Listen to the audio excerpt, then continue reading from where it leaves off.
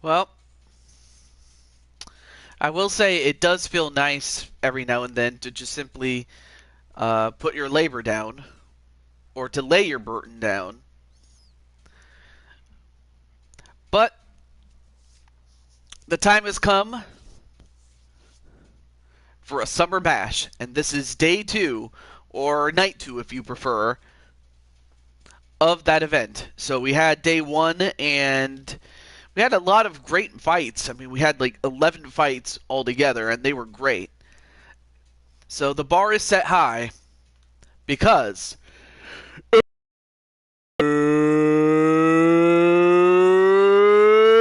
it's time! And hey, what's up, Feck? So that's Feck, you are in the tournament. Still in the tournament, actually. This tournament is to determine a number one contender. And, of course, whoever wins the tournament gets to be the number one contender, and they get to call their shot. We also have a women's tournament, too.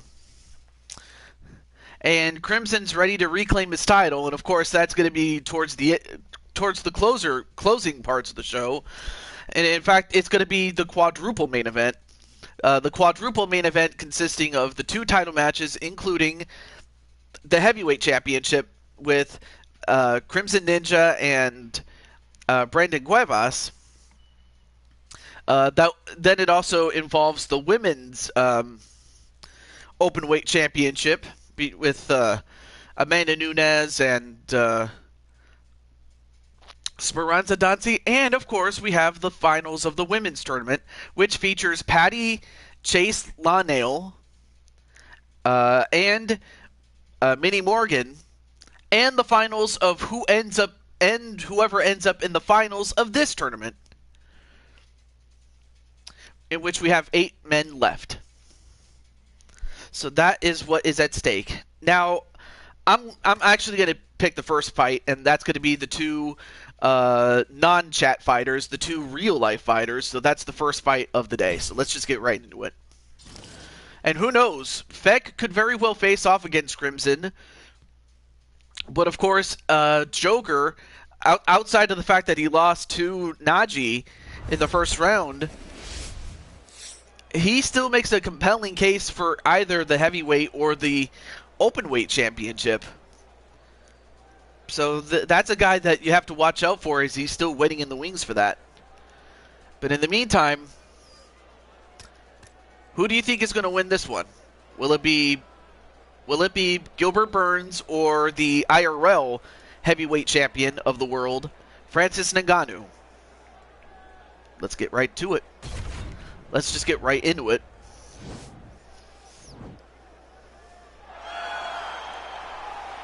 So let me get my phone out in case someone's trying to call me.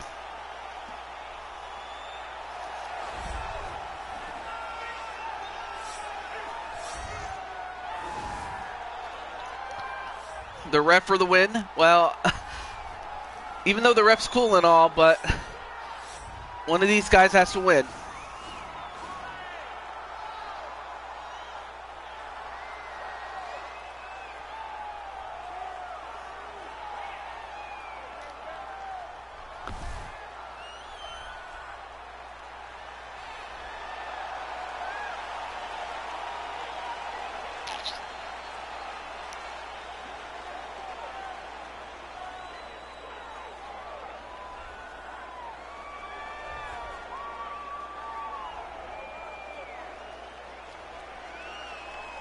All right. Just making sure I didn't forget anything.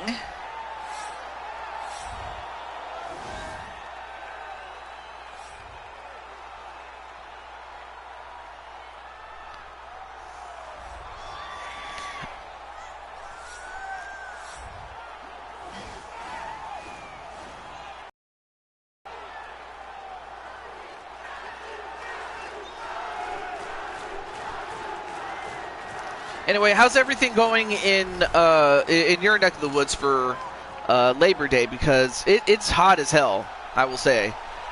I mean, right now it's cool now, but it'll get hot pretty soon.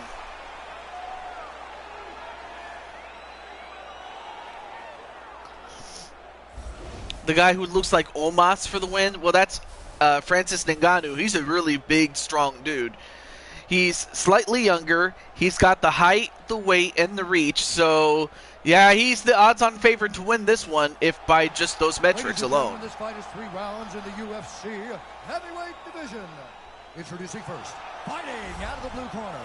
This man is a boxer, holding a professional record of 17 wins, 3 losses. He stands 6 feet 4 inches tall, weighing in at 250 pounds. Fighting out of Paris, France, Francis the Predator Ngannou. Of course, this guy came out, this guy came before Omos was even a thing. So, if anything, Omos looks more like Ngannou. Fighting out of the red corner. If I'm being honest here. Professional record of 20 wins, 5 losses. He stands 5 feet 10 inches tall, weighing in at 170 pounds. Fighting out of Boca Raton, Florida, Gilbert Durinho Burns.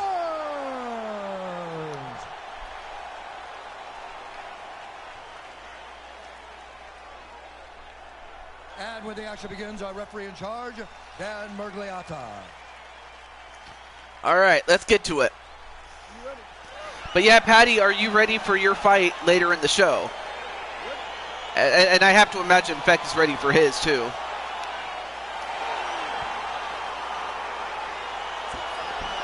All right, match underway, fight underway. Now, of course, Francis is going to have to, or rather, Gilbert's going to have to stick and move, hit and move.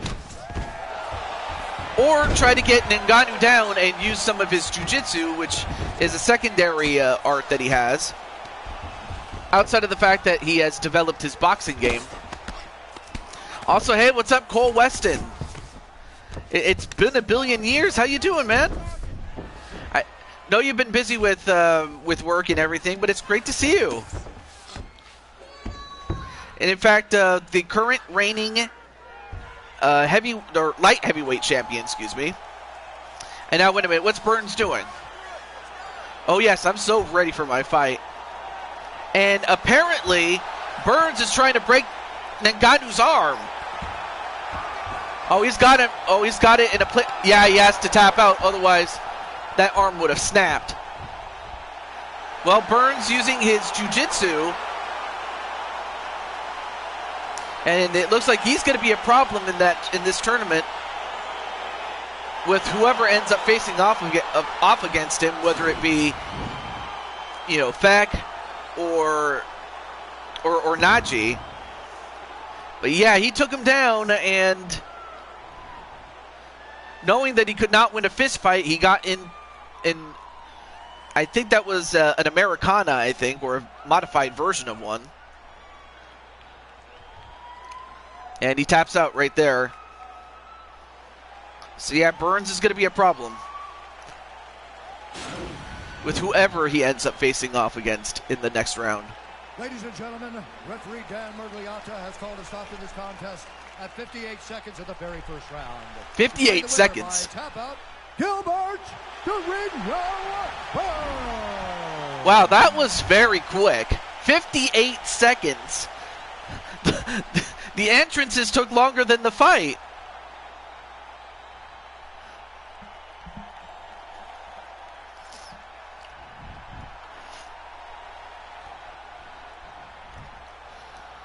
And who knows? I mean, Gilbert Burns, by the way, is a light heavyweight. So should Gilbert Burns win, he'll just simply challenge for the light heavyweight championship, which is held by, of course, Cole Weston. So you could very well face off against Gilbert Burns.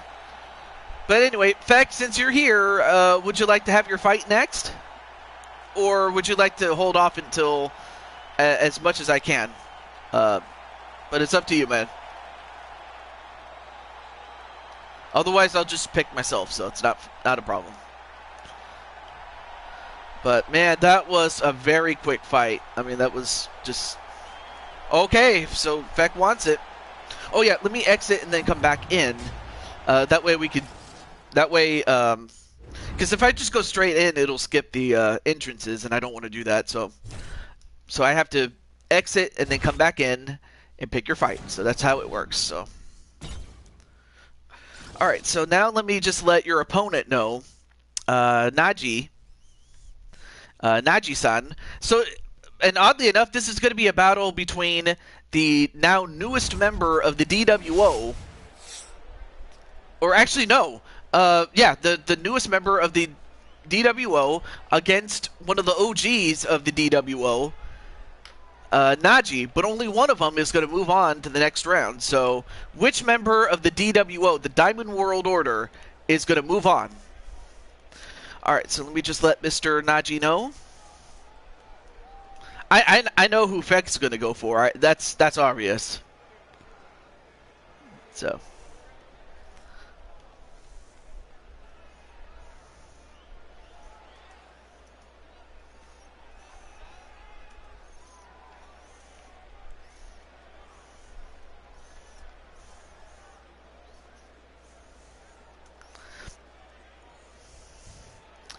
And of course, almost forgot to do this though. There we go. Yeah, and of course, Feck naturally going to go for himself to win, but kind of obvious. So, hey, how's it going, Wally?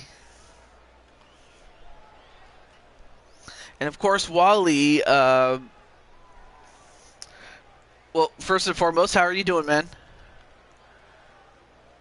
And then Wally's going to go for Feck to win.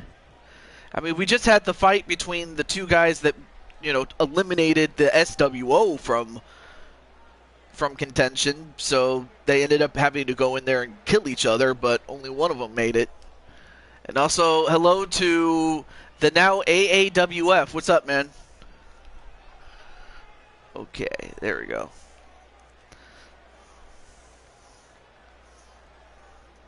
All right, there we go. Much better. Yeah, it feels good to be able to just relax on a Monday, so. But it is going to be short-lived in the sense that, well, it's just for one day, you know. I got to go back to work tomorrow.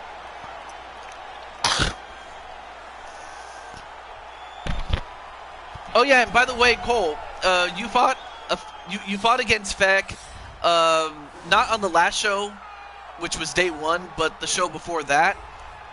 You faced off against Feck, and you, well, judging by the fact that Feck is in this tournament and you're not, you actually beat Feck by knockout and retained your light heavyweight championship against him. And in fact, you gave him only his 9th loss in his entire career, as he stands at 45 wins and 9 losses at this time. Oh yeah, no Mel either. Yeah. Also, hey, what's up, Clinton? And Clinton managed to get by, I forgot who we got by. Oh yeah, that's right. He got by the Insane One to move on to the second round as well. I saw that. Oh yeah, that's right, you did. But I just didn't know if you knew. But now I know.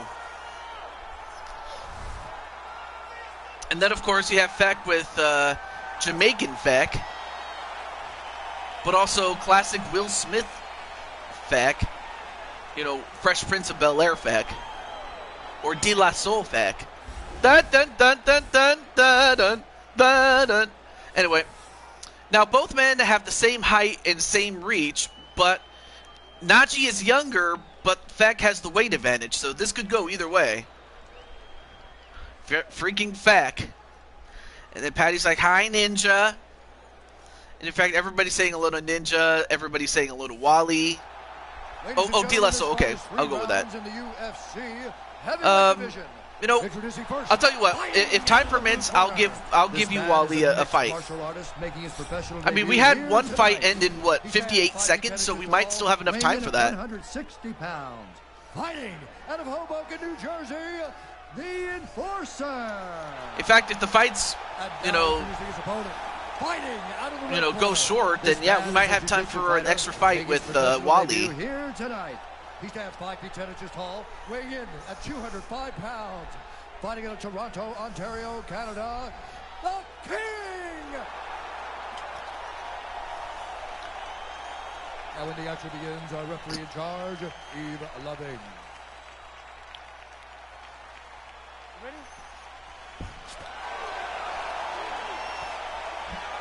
All right. Okay, nice. All right, cool. And then Najee doing a little dance. Oh, wait. I almost forgot. I can't believe I forgot to do this, so hold on a moment. I forgot to turn off the HUDs.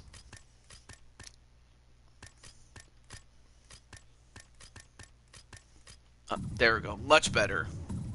Okay, there we go. Let's get to it. I mean, the guy was dressed up as Satin, but I can't say if that was him, but he did return last night at the end of the Punk Moxley fight.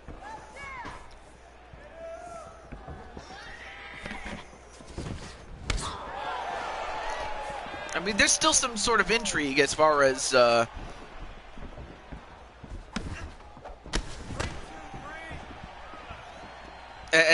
the return of MJF. All right, so a lot of people are going to go for Feck to win.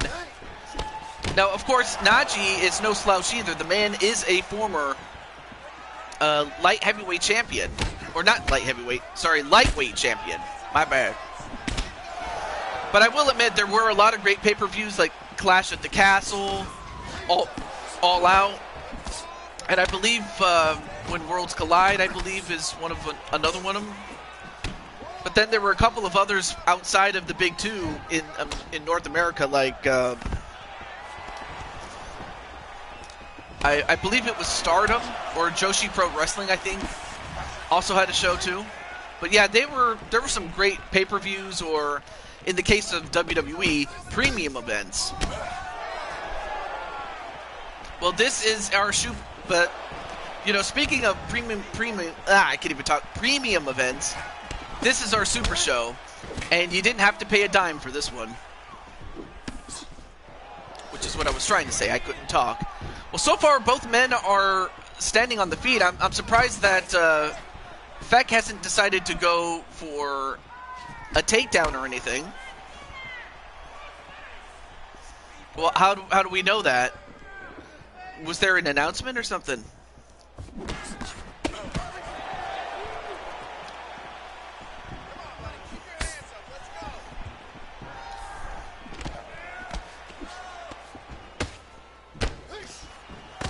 And a couple of knees right to Feck.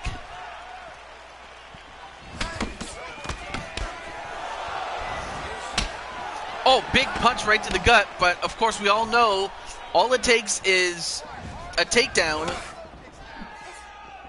you know, by Feck, and then him wrapping you up like a pretzel, and you're done.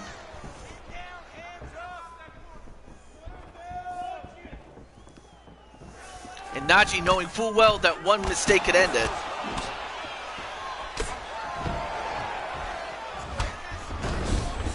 Braun singed a con to, I can't even say that, to WWE. I mean, I knew that Braun could sing, given the fact that he, you know, did a sing-off with Elias with a cello, or I believe that was what it was called, or a bass, or with a bass, which is a classical instrument. Unless you maybe like sign the contract, then yeah, I can see it.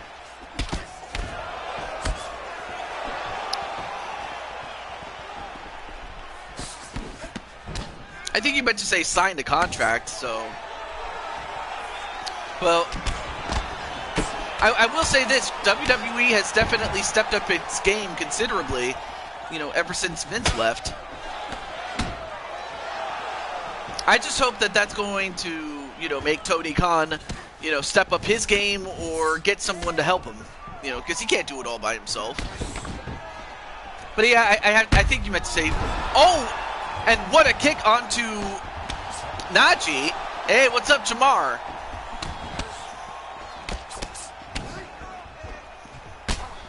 Oh, and big knee right to the head of Feck.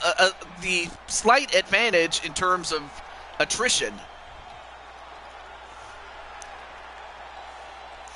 Well,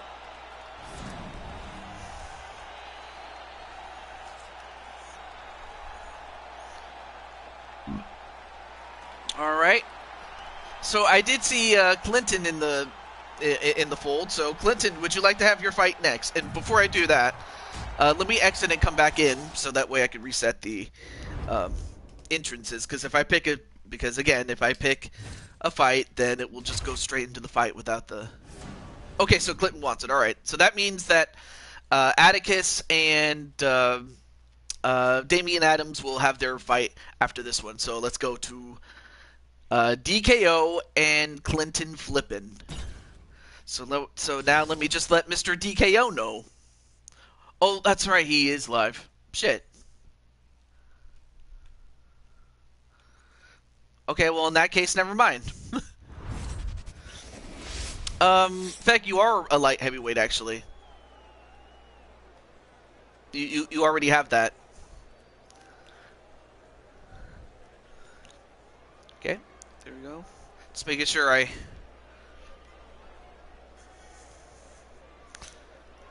Yeah, it's a real possibility. Of course, you still have some, you still have Clinton, and then you have the Kung Fu Cowboy. Now, of course, the Kung Fu Cowboy was stopped by the current featherweight champion in the form of Jordan Walker. Yes, a small man knocking out a giant.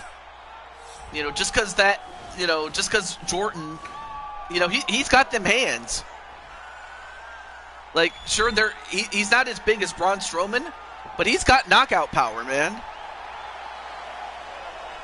I meant, super heavyweight? Oh, that's just simply heavyweight, man. But, alright, so if you want to be a heavyweight, how much do you want to weigh?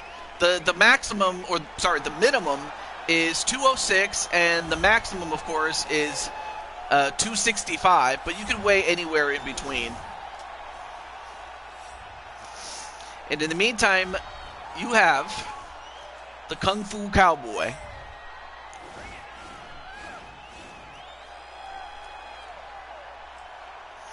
And for Clinton, Clinton is at 6 wins, 12 losses, but those 12 losses were against killers. And then for Mr. DKO, 5-2. And as I said, one of those 2 losses was against the featherweight champion, Jordan Walker, 206. Okay.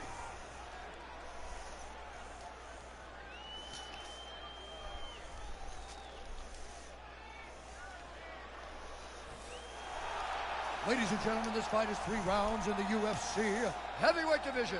Introducing first, fighting out of the blue corner. This man is a freestyle fighter, making his professional debut here tonight. He stands 5 feet 10 inches tall, weighing in at 170 pounds. Fighting out of Columbus, Ohio, Vicious. And now introducing his opponent, fighting out of the red corner. This man is a kickboxer, making his professional debut here tonight. He stands 6 feet 1 inch tall. Clinton is not a heavyweight. Pounds. What? Fighting out of Richmond, Kentucky, USA, the King. And when the action begins, our referee in charge, Herb Dean. Oh yeah, that's right. The game says he's a heavyweight, but when really, that's just a perpetual glitch where, the announcer will always say it's a heavyweight, bout when really it is not. That's more of a. It's not like a glitch, but it's. But it's something that it just covers that,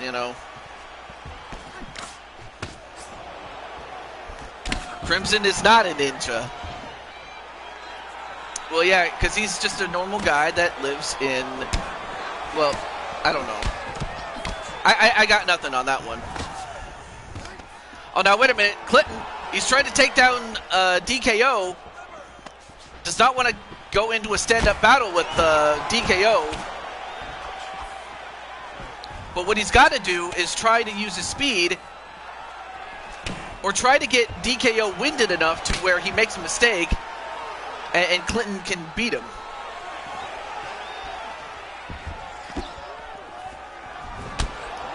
But yeah, how Clinton was able to beat Insane One was something because...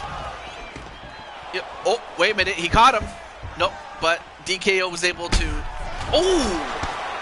Was able to uppercut him right in the head. And another one, and DKO just clobbering Clinton.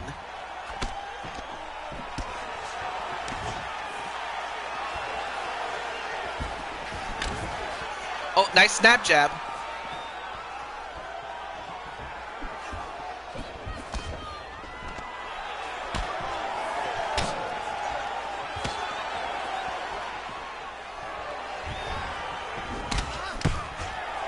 Oh, man.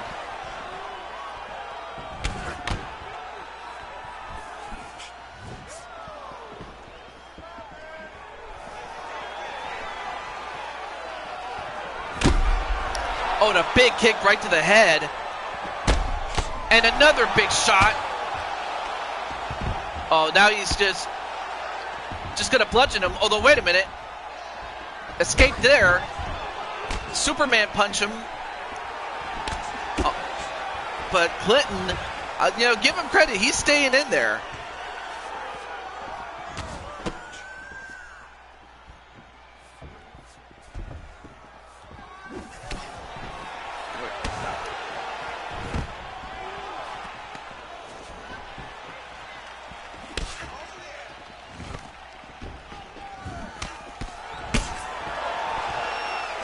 Any fight I'm in is the main event, regardless of where it is on the card.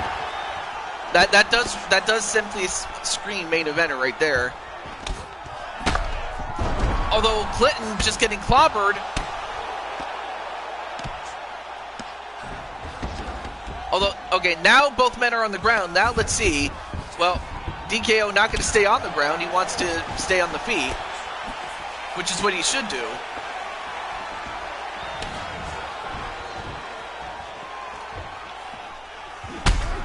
Oh! And Clinton's going to have to go to bed.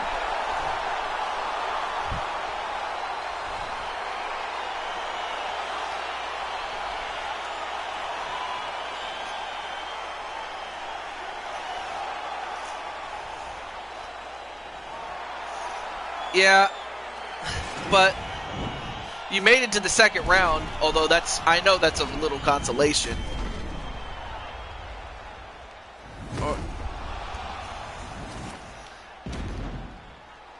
Guess we might have to move you up more in terms of weight, I suppose. But for DKO, he moves on and will face off against Atticus or PPF, Damian Adams. The very first round. Declaring the winner by knockout, the King.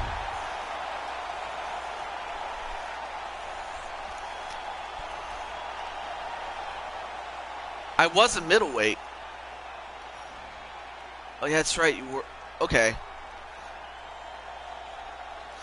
All right. So, how much?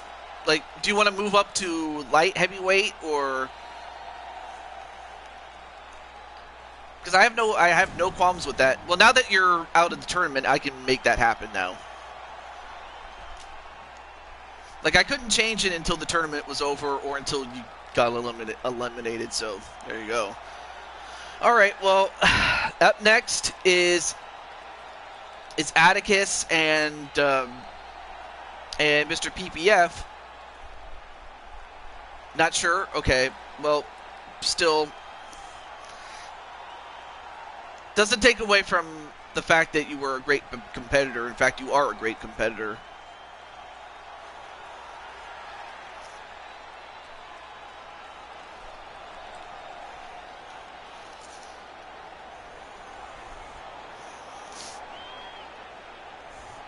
All right, PPF for the win. All right, let me just let Mr. Atticus sign. No.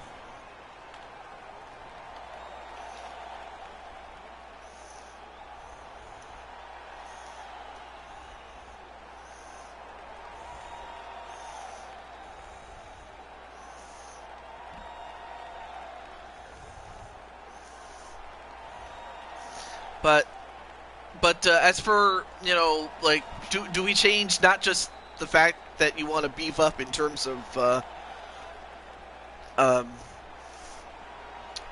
weight, but also change your fight style? I'm willing to do whatever I can to help you, my friend, to get more consistent results. I mean, sure, that doesn't mean you're always going to win, but if it would help. All right, so now let me get Mr. PPF sign.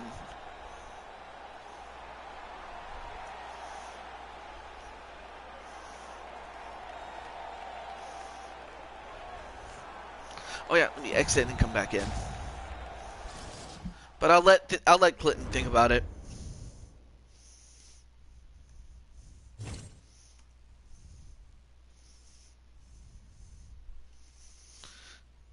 But I think really the big upset of this tournament thus far has to be Najee knocking out Feck.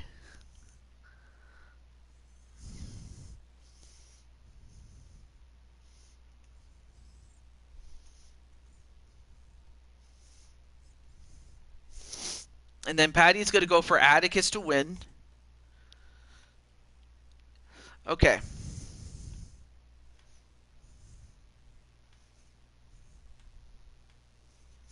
All right. Let's get to it.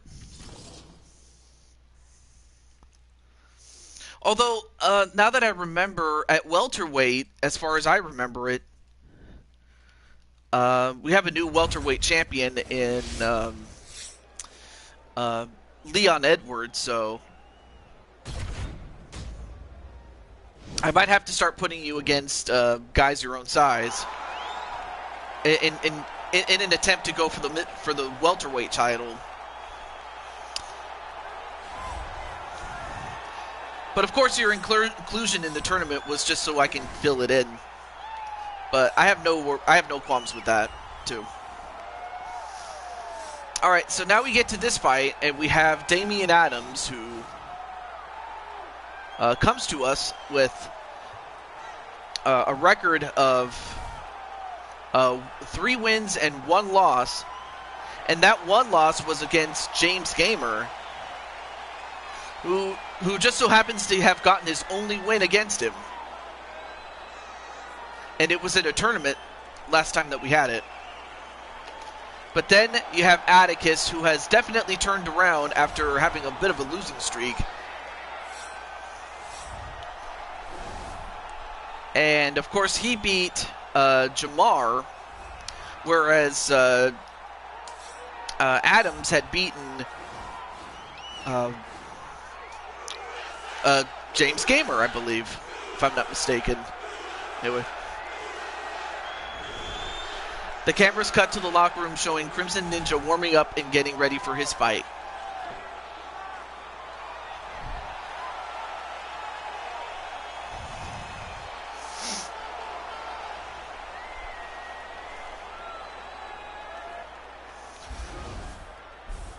So, and I have to imagine he's watching this as Atticus is slightly younger, and although the height, weight, and reach is very slight for each of these men. Rounds in the UFC heavyweight division. Introducing first, fighting out of the blue corner. And of course, Wally's, has a thing for the ladies holding on to the ring, the octagon girls. That's what they are. Fighting out of Rome, Italy, Adams. And now introducing his opponent, fighting out of the red corner. This man is a kickboxer, making his professional debut here tonight. He stands 6 feet 3 inches tall, weighing in at 215 pounds. Fighting out of Omaha, Nebraska, Assassin.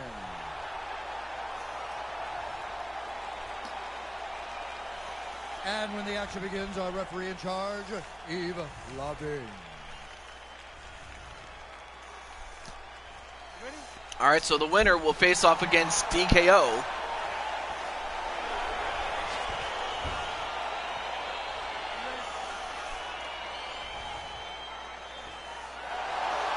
And then points at his invisible watch as if to say, "Hey, I don't have much time here."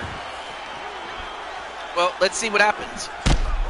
Oh, spinning kick right onto Atticus to start off with.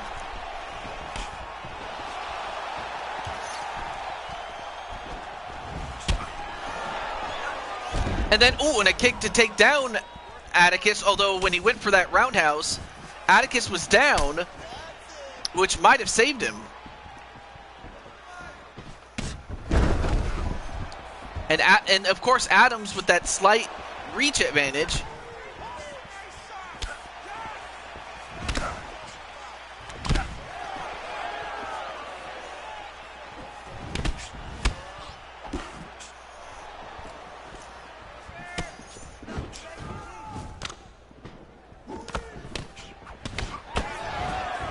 Oh, went for a high kick but missed, and Atticus goes for a body kick, and he hits it.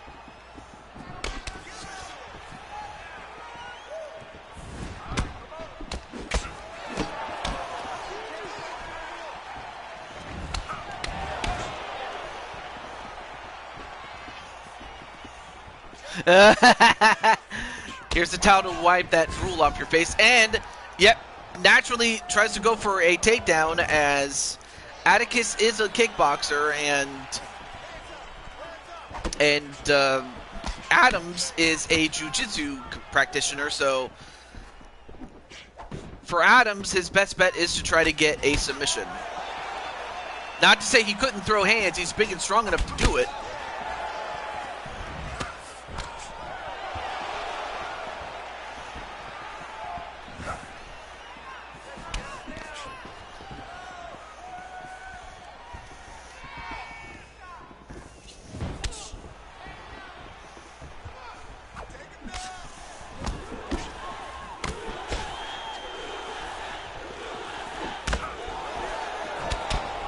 Anyway, nice body punches. Well, he is going for the body punches, but Adams going for that leg kick.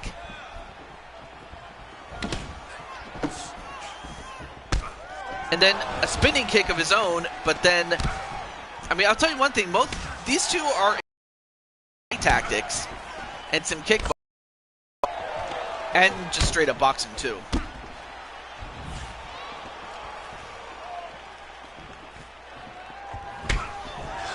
Another kick to the body.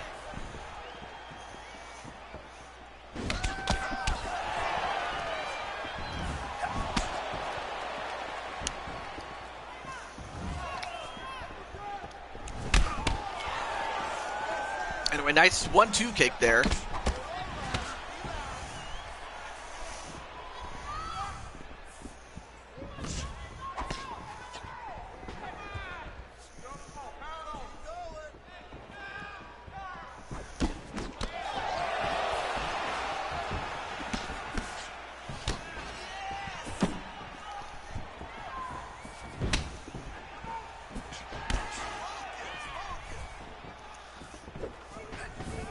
Then, of course, after this, we will have our two champion versus champion fights, and then we will resume the men's tournament.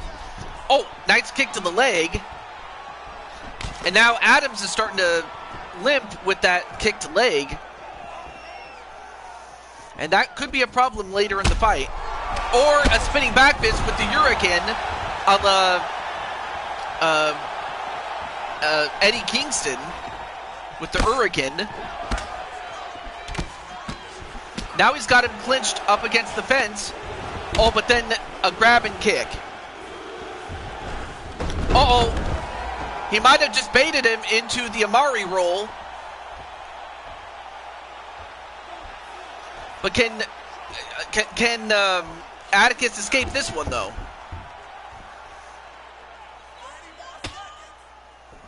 Can he do it? Yes, he can. In fact, he gets out. Now he's in the side mount. Now goes and tries to tee off on him. No.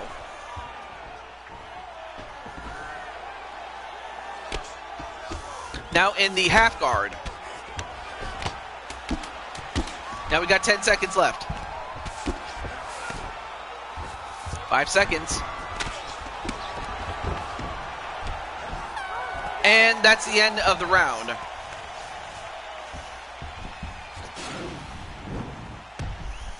Let's take a look at some of the highlights. Boom! And if that kick had connected, that probably would have been curtains for him.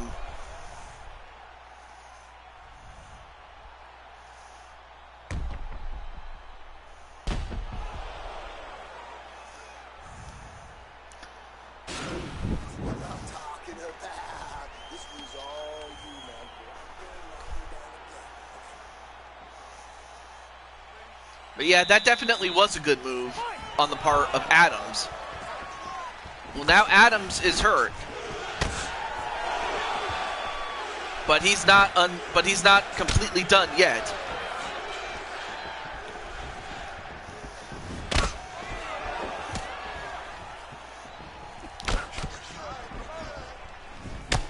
Ooh, big kick. Probably didn't quite get all of it from Adams as far as he was concerned, but now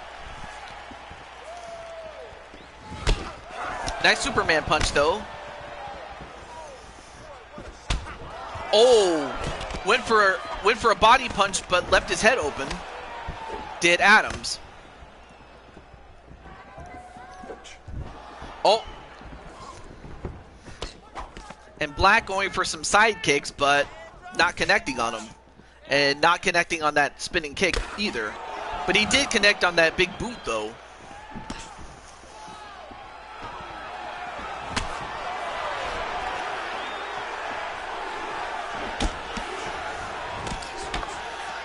Woo! Nice clinch work there by both men. But Atticus probably got the slight advantage out of it.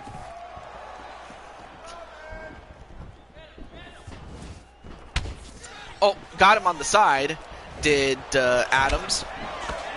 Both guys swinging and missing, though. Every time you swing and miss, you definitely deplete a little bit of your stamina. Or at least in-game you do.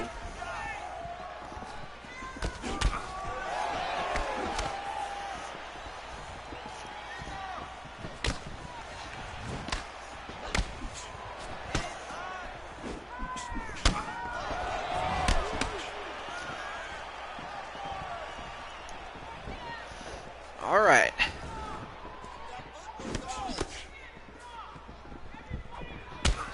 Nice spinning kick there.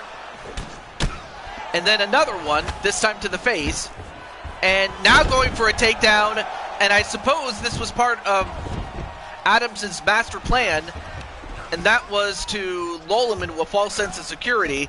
But now it is Adams in the guard of Atticus.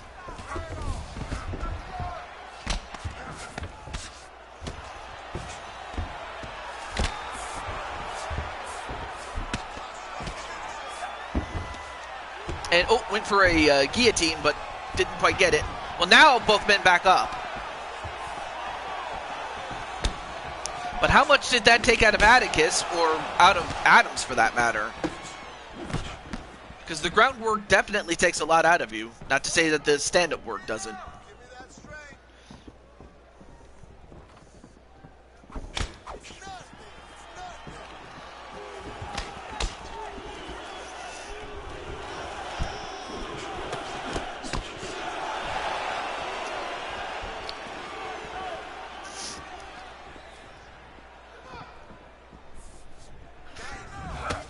Oh, nice block of that kick. So far, this is a very hotly contested fight, knowing full well that one mistake could end it.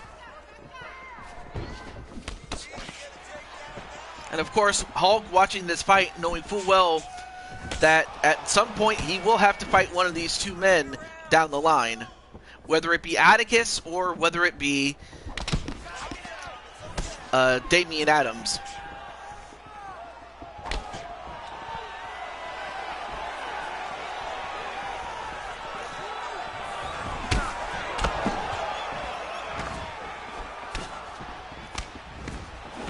And of course, Atticus has won a tournament before. Ooh, what a shot to the head with that side kick. And now, well, Adams timed that kick perfectly to knock down Atticus. but he still has to have felt that effect of that kick.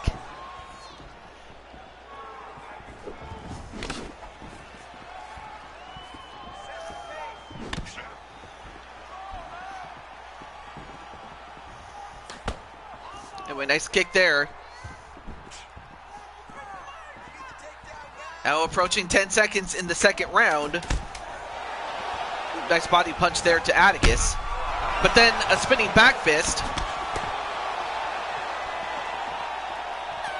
And that's the end of the second round. What a fight. So far, this is the longest we've had, and boom. And then here's that side kick.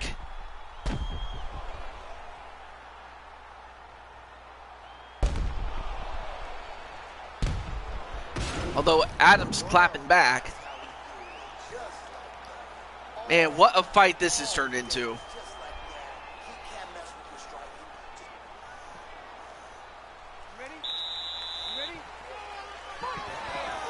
Right now, Crimson resting up a little bit, watching this fight, watching his brother Atticus stand up to Adams.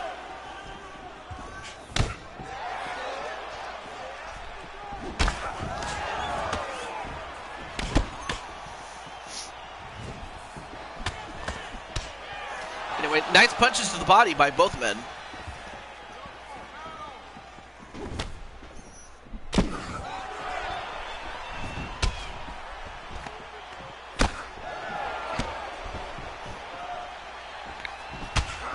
Ooh, big knee right to the gut. And a high kick gets him flush, but Atticus not backing down. And he takes yet another kick, but this time punches down and chops down the cherry tree, but then gets caught with another Amari roll.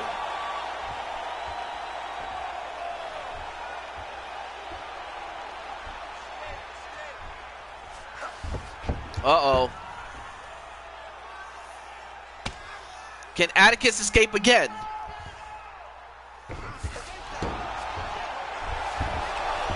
Yes, he does. This time, he ends up on top position.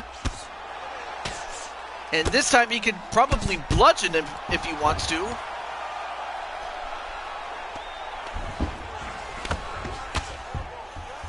In fact, he might want to keep him down here in this position if he wishes.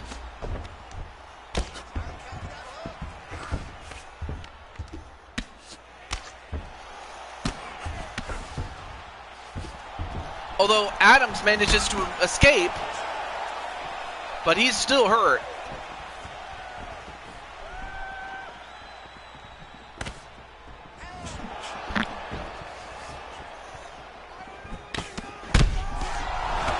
Oh man, Adams still hurt.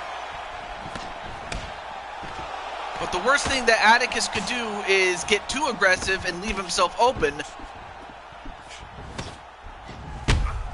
Oh, definitely got him that time. But Atticus will have to pace himself, like I said. Hey, Tito, what's up?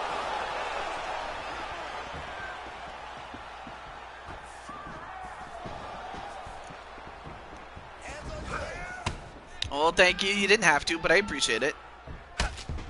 Oh, but this time a kick to take down Atticus. But Atticus gets up, though. Now we have less than 2 minutes left to go in this fight.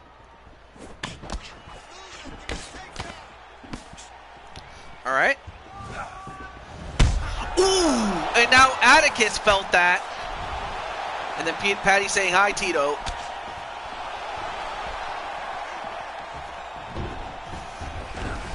Oh, went for the Amari roll, but this time Atticus was prepared for this one. Oh, goes for another takedown, but this time, well defended. Now, 1 minute, 20 seconds left.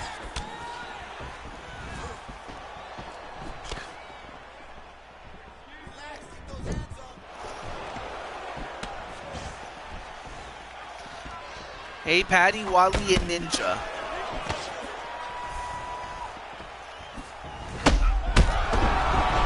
And good night to Damian Adams as he gets to go to bed with a minute left to go in the fight, as Atticus gets himself a late fight knockout.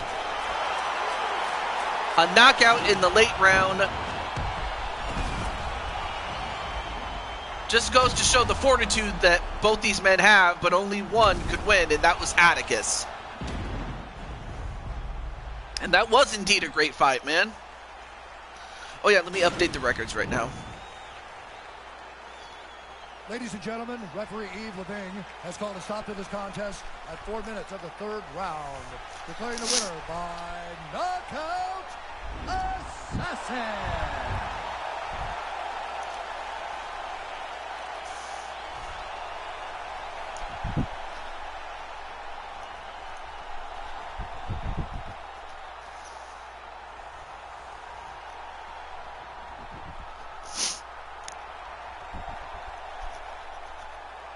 Wow. That might just be fight of the night, man. So in the semifinals, it'll be Najee against Gilbert Burns and DKO against Atticus. But now we go to our two non-tournament, non-title fights. These are champion versus champion fights. So let's get right down to them right now.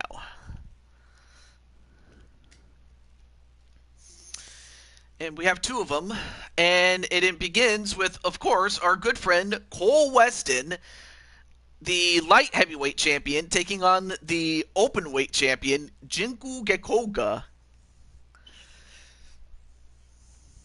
But yeah, Cole, let me know when E-Lock is ready, and then once I have some cap space for WWE, I'll definitely bring him out. But in the meantime, let's see. Good fight, says Clinton. All right, cool. But yeah, Cole, are you ready, my friend? Also, I'll let Jinku know.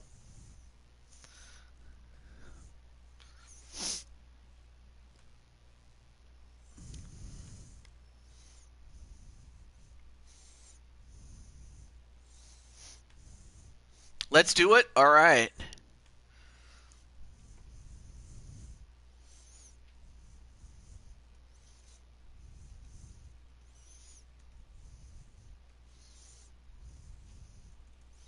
I'm just letting him know really quickly.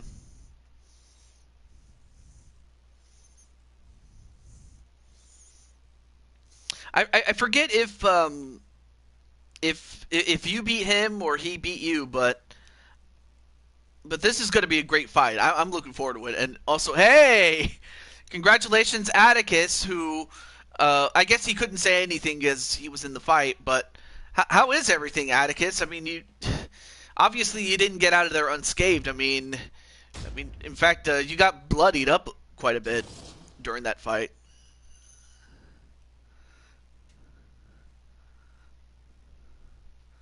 TJ, what the heck did you put on my face? That's supposed to be your ninja mask, or your ninja hood with the face mask. If you want me to take it off, I can do that. Things are going. But yeah, if you want me to, I'll take it off. It's not a problem.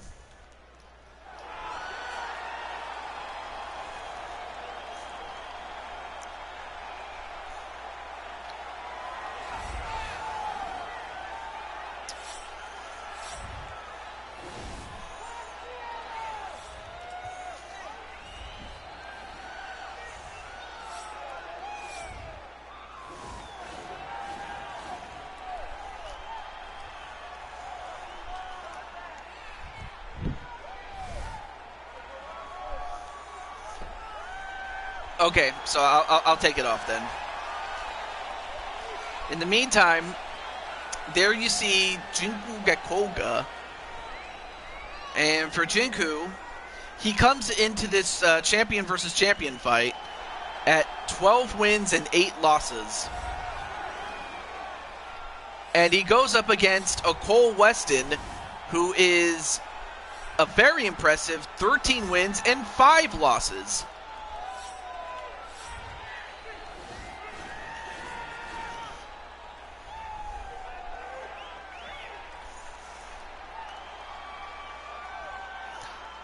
Of course, he, I will admit, he does kind of look like Lance Archer in this game, which I would say as a compliment. It really is a compliment as far as that statement is concerned.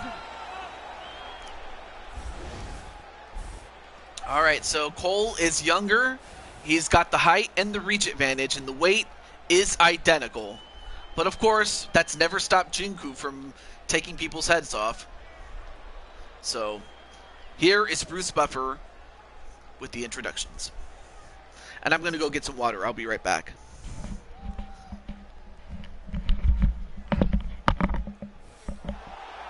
Ladies and gentlemen, this fight is 3 rounds in the UFC heavyweight division. Introducing first, fighting out of the blue corner. This man is a kickboxer, making his professional debut here tonight. He stands 6 feet 2 inches tall, weighing in at 205 pounds. Fighting out of Fargo, North Dakota, USA, Black Mamba. And now introducing his opponent, fighting out of the red corner. This man is a boxer, making his professional debut here tonight. He stands 6 feet 4 inches tall, weighing in at 205 pounds. Fighting out of Calgary, Alberta, Canada, the Warrior.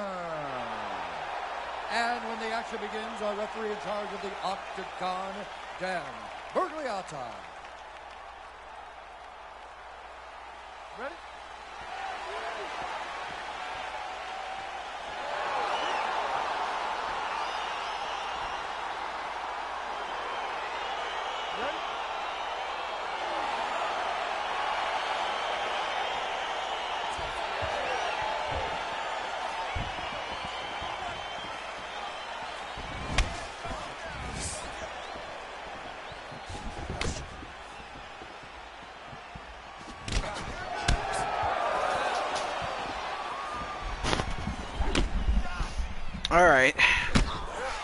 All right, let's get to it.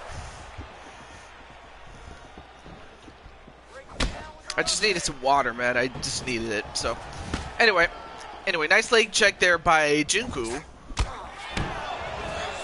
And, went for a high kick, but Jinku was ready for it. And then Wally's going to go for Cole to win.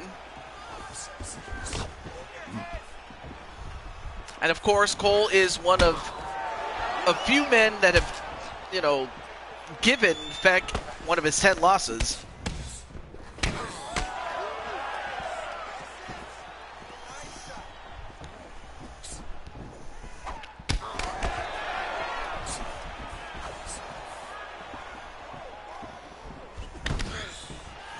Nice exchange there.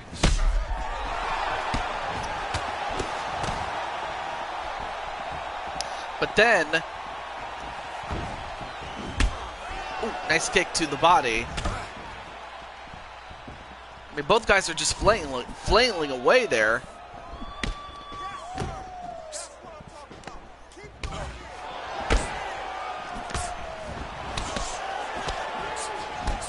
Although great counter punching by Cole. Every time that Jinku misses, he makes him pay for it.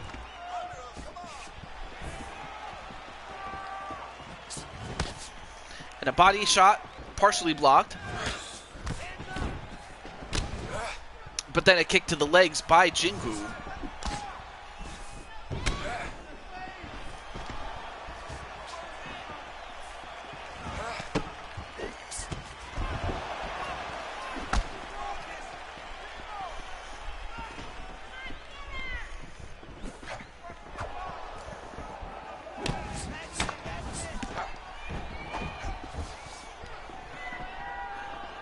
All right.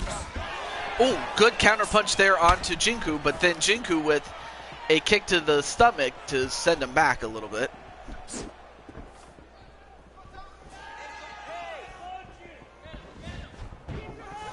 I mean, it would mean something for the light heavyweight champion to knock out the open weight champion, or vice versa.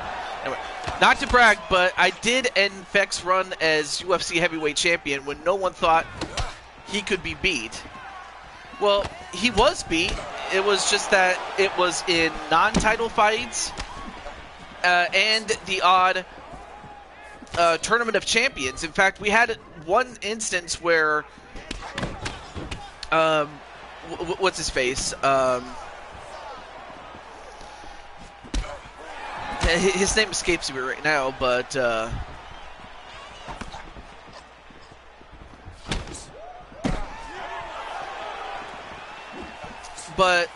one time I remember I believe it was the bantamweight champion, and he eliminated Feck in that tournament. But other than that, though, yeah, he was a dominant champion, and I truly thought that he couldn't be beat. He really was a dominant champion that it just seemed inevitable that it was like feeding a sacrifice to appease an angry god, I guess you could say. But I guess you could say that Crimson Ninja is the streak killer. You know, much like with, Brock Lesnar did to the Undertaker streak. He did the same thing to Feck as he did with Wario in Fire Pro. Wario, too, looked like he could be beat, and yet Crimson Ninja beat him. So, definitely Crimson Ninja has a claim to fame there.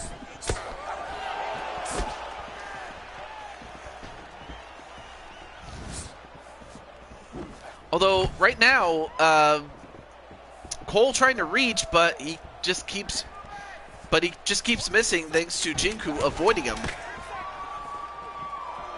Because he knows if he just takes it, then, Jinku's not going to last very long. Although, Jinku with that big kick, but that's the end of the first round there.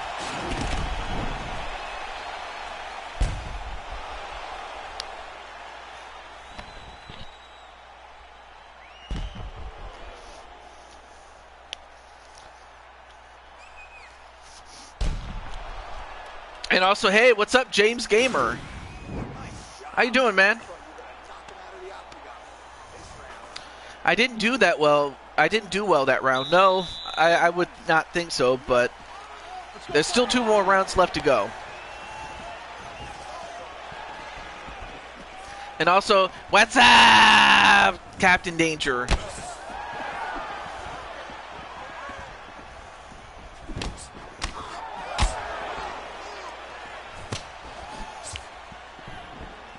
But it's good to see you, man. And by good, I mean, and by good to see you, I mean James Gamer, Ben, and also Captain Danger too.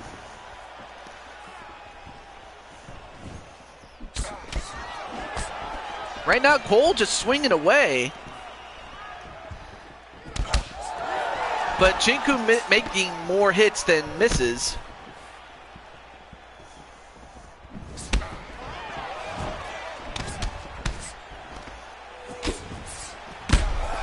Oh, and what a shot to take down Cole. And you don't see too many guys doing that to Cole. In fact, judging by the stat line, Jinku is hitting him more than Cole is.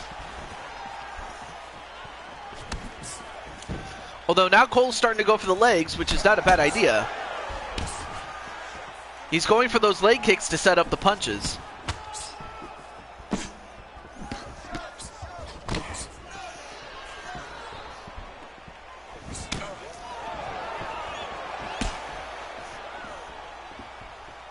All right, well, now it looks like Cole is starting to slowly but surely get his groove back.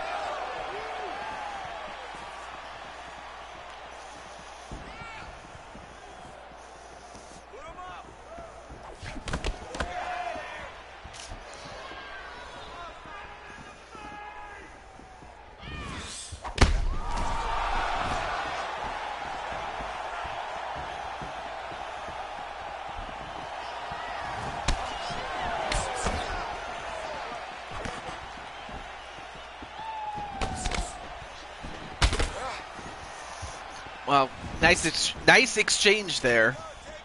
by both men.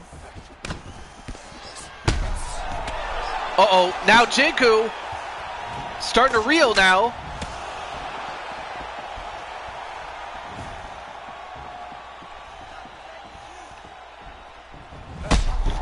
Although Jinku's starting to clap back with that long kick. Misses the second kick that probably would have knocked him out had it connected. It's going to come down to execution, however. Oh, good. I mean, good hook there onto Jinku.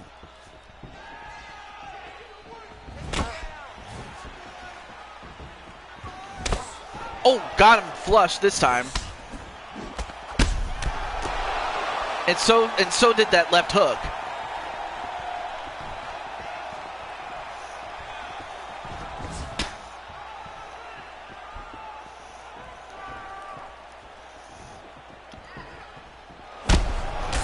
Oh, went for a high kick and left his face open.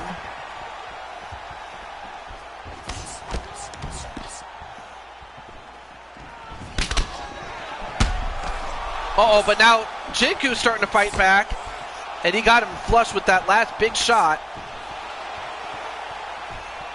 Now at 1:15 left in the second round. Oh, but now Jinku floors him. And then a kick to the body. Now Jinku's starting to smell blood.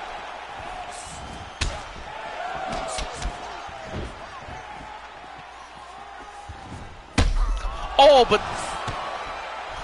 man, both these guys are going in and are killing each other, and they're giving each other their best shots, but wow. I mean, they're just taking it. But Jinku,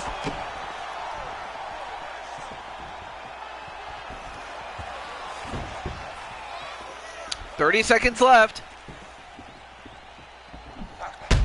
It's a pure slugfest. However, Cole, your face just got slugged with Jinku's feet, and if the kick didn't get you, the smell did.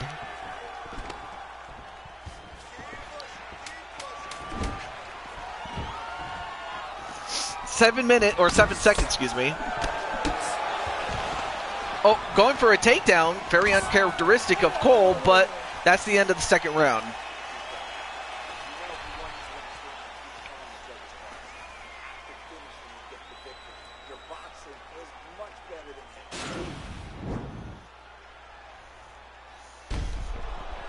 Oh man, what a kick to the face.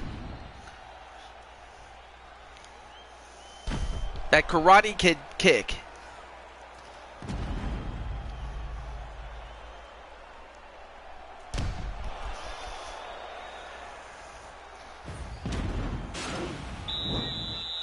Last round, guys. You ready? You ready? Go, fight. And then Captain saying hello to Patty, Wally, Hulk, and Tito. Or Wally, Hulk, and Tito, sorry. And then a kick to the side of the head. But now Jinku going to try to finish him off. No. Well, like the old saying goes, there's always somebody that can do that, Cole.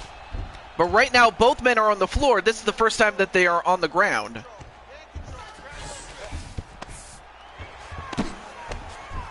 But now we're going to see which one can do well on the ground. Right now, Jinku has the top position and can just bludgeon Cole if he wishes.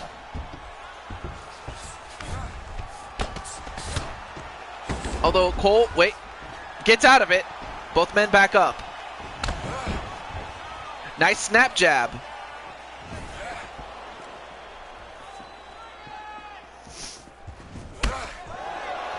I mean, Cole swinging and missing.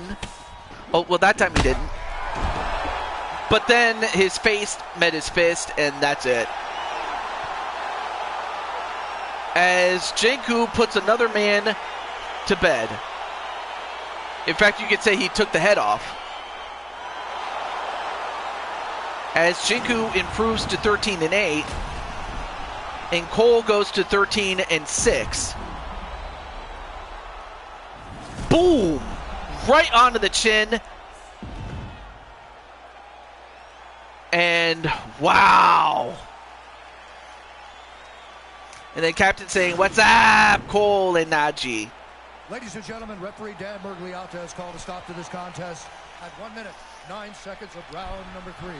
Declaring the winner by knockout, Black Mamba.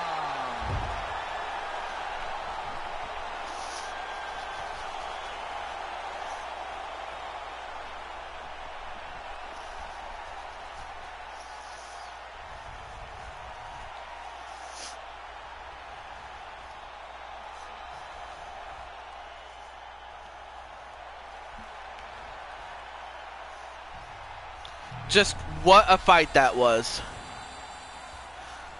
Incredible.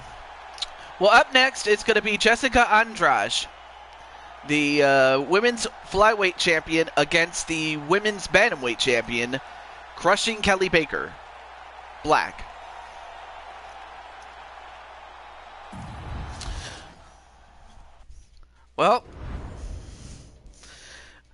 Well, you win some, you lose some, but yeah, the better men definitely won that one.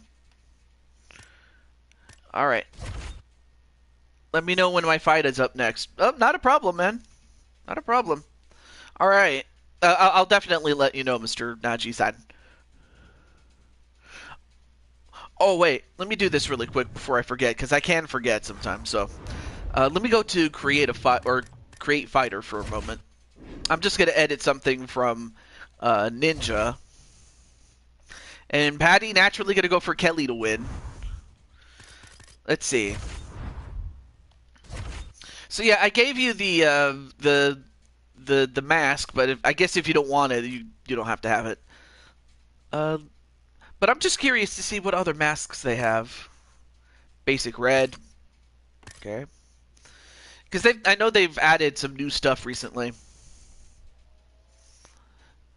They got some snake. They also have a skeleton. And then they have these helmets that kind of look like Power Ranger helmets. Knight helmets.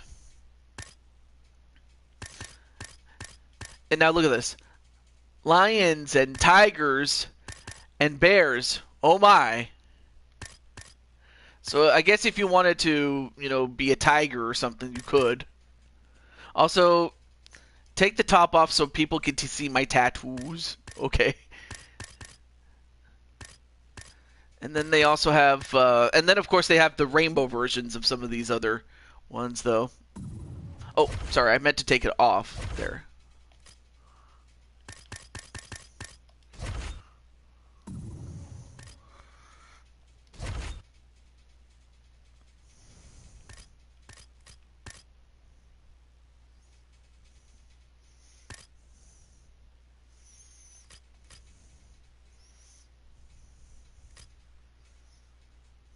Ah, there we go.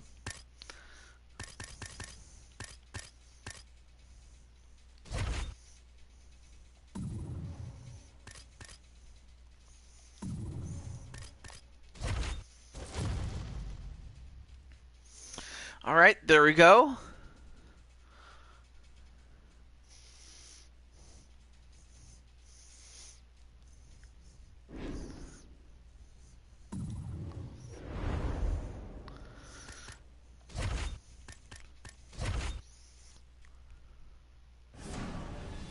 Oh, I did not mean to go back to the tournament. I meant to go to the events. Silly. There we go.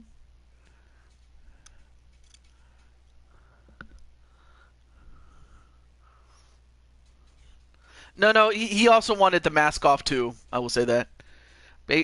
Busy creating people in No Mercy. Yeah, believe it or not, he has the No Mercy game. All right, let's get to it.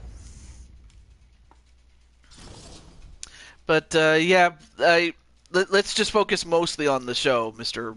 Turbo Tales. I appreciate the fact that you're sharing this, but. And that's not to take anything away from you, though, but...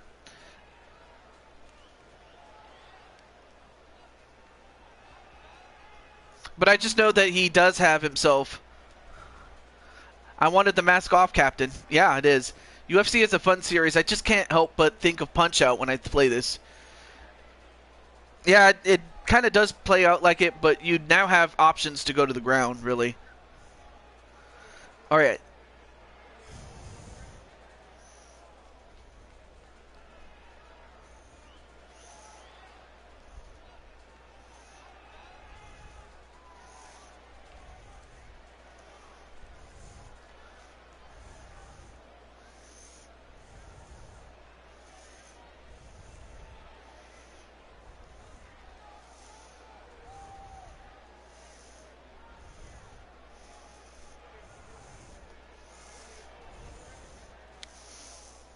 Well, I mean, of course you have CM Punk in this game, and then you have Ronda Rousey. Ronda Rousey in the WWE game. So there's a.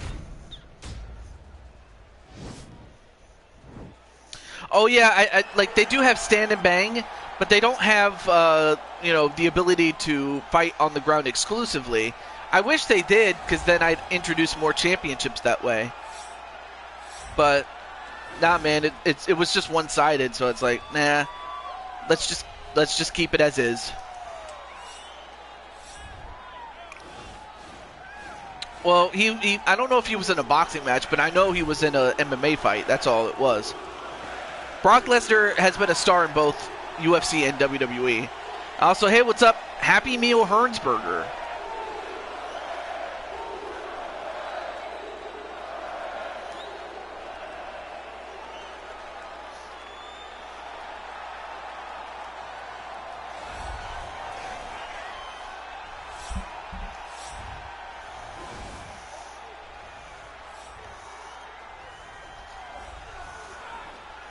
Oh yeah, that sounds great. You know, I like how. Oh, I get it. So you can have a striking style, and then you can have a ground style. Yeah, it's great to have so that you're a balanced fighter. Truly, do you use your feet more? Do you use your hands more? Or do you use a little bit of both? Or some Muay Thai techniques, and then for ground style, do you wrestle? Do you try to go for submissions or things like that? All right, so Kelly is younger and has the height, the weight, and the reach advantage over Jessica Andrade, even though it is spelled Andrade. Muay Thai and a wrestler. Yeah. Ladies and gentlemen, this fight is 3 rounds in the UFC Bantamweight division. Introducing first, fighting out of the blue corner. This woman is a freestyle fighter, making her professional debut here tonight. She stands 5 feet 8 inches tall, weighing in at 135 pounds. Fighting out of Milwaukee, Wisconsin, Baker. And now introducing her opponent, fighting out of the red corner. This woman is a Muay Thai kickboxer, holding a professional record of 23 wins, 9 losses. She stands 5 feet 1 inch tall, weighing in at 125 pounds. Fighting out of Rio de Janeiro, Brazil, Jessica Andrade.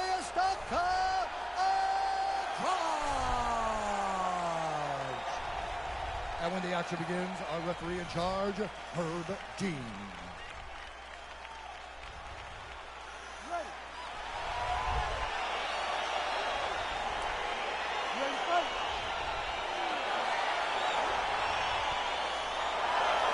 All right, here we go. Let's see what Kelly does. A good amount of people have said crushing Kelly to win. I mean, that's size difference, though.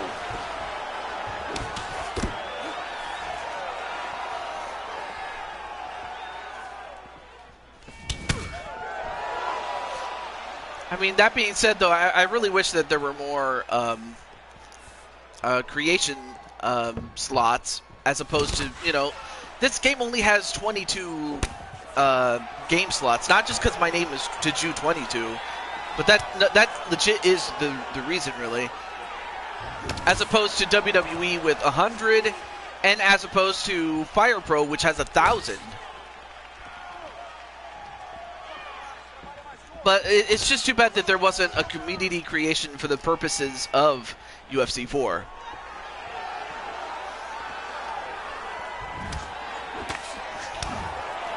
But yeah, I don't know if you saw Mike Watson's match, Brian.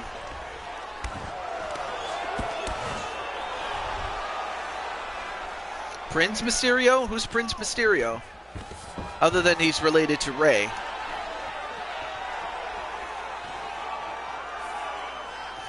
Because I know that in Spanish, Rey with R-E-Y is king in Spanish.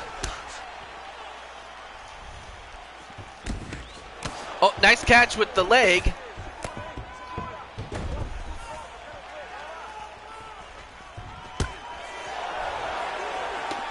Uh-oh.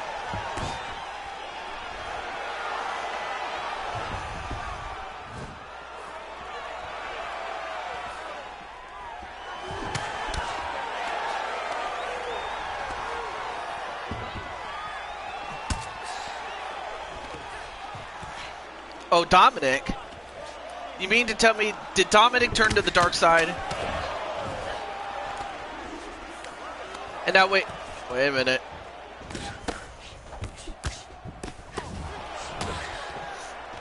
And right now, Kelly is just simply outclassing Jessica Andrade.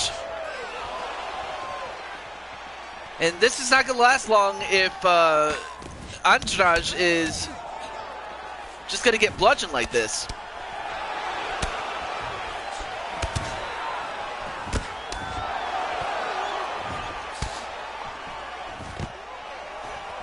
Well, people to go to the heel side.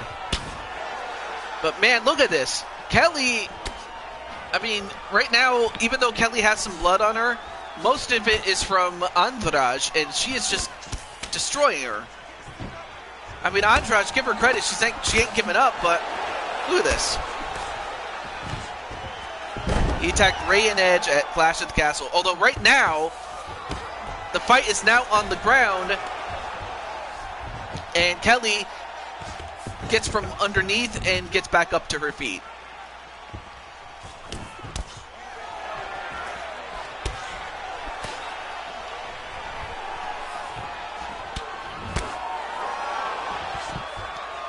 Although another takedown.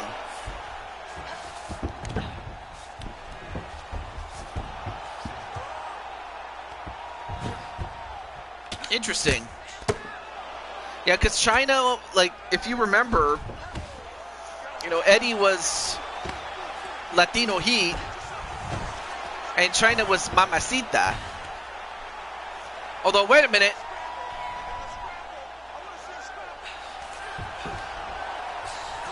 Might have...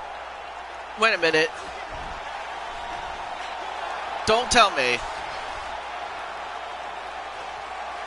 I mean, she got caught. Did Kelly. And, wow, got caught. I mean, the one thing as far as Jessica Andrade is concerned is that once it goes to the ground, it becomes a different fight.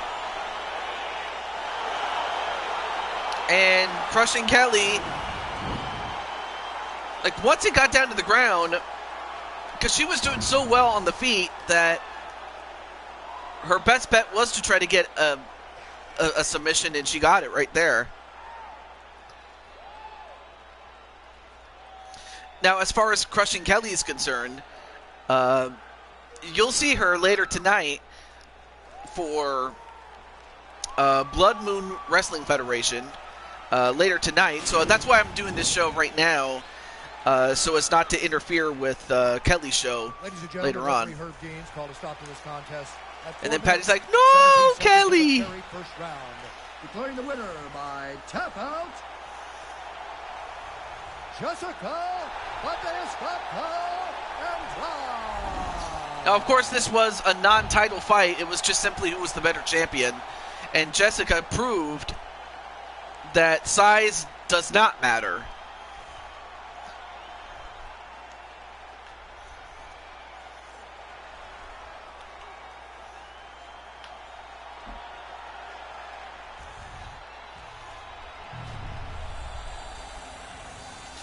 All right, now we go to our semifinals of our tournament before we turn back to the quadruple main event.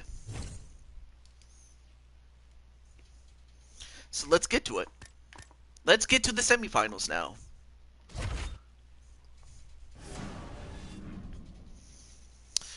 Okay, so we have Atticus and DKO, and then you have Najee and Gilbert Burns. So I know that Atticus was here, and I know that Najee was here.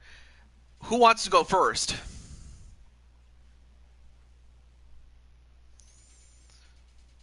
Or in fact, or you also have the option to pass, but then you go after that. But then you go right after that. So.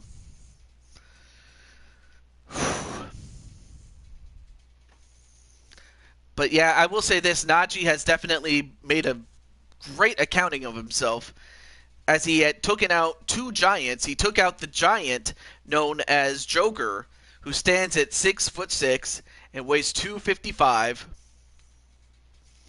Then he toppled another giant about his size, except a giant in the figurative sense, in King Feck. But now he gets to take on Gilbert Burns. And in the meantime, you have Atticus, who had, beaten Jamar and took Adams to the limit. In fact, they took each other to the limit as he takes on DKO. So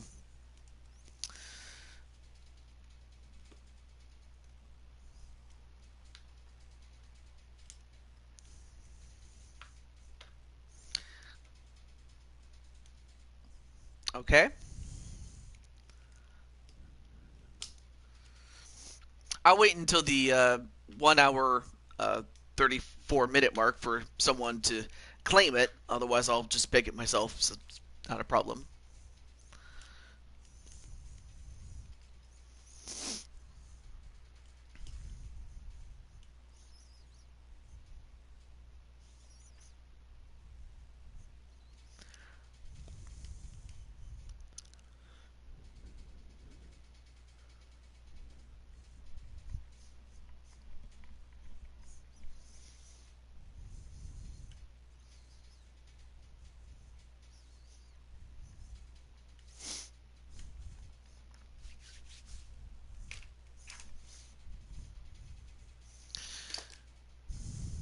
I will say, what an interesting time to be a wrestling fan. I mean, it was an interesting time to be a wrestling fan, like, in 2019 all the way up to 2021.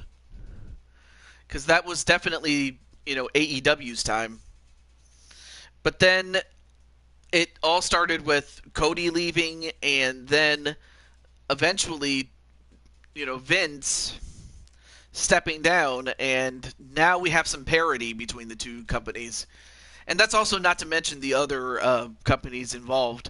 All right, so I guess I'll just pick it myself. They'll go to Najee and Gilbert Burns, so let's go with them next. So, all right. Oh, that's right. Najee definitely did say that to remind him when his fight is up next, so let me do that right now.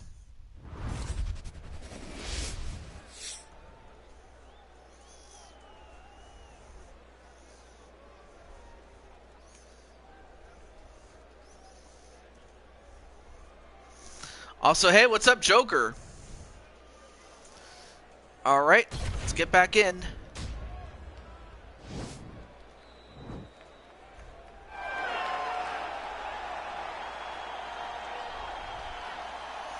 Anyway, how you doing, Joker?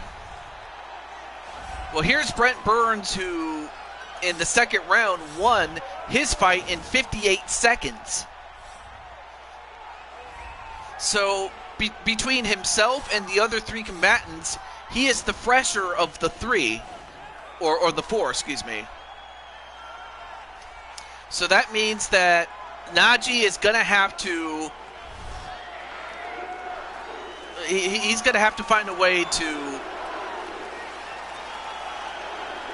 hope that, Burns makes a mistake, or to take it to the limit one more time. Take it to the limit. Take it to the limit. One more time. I just like that song.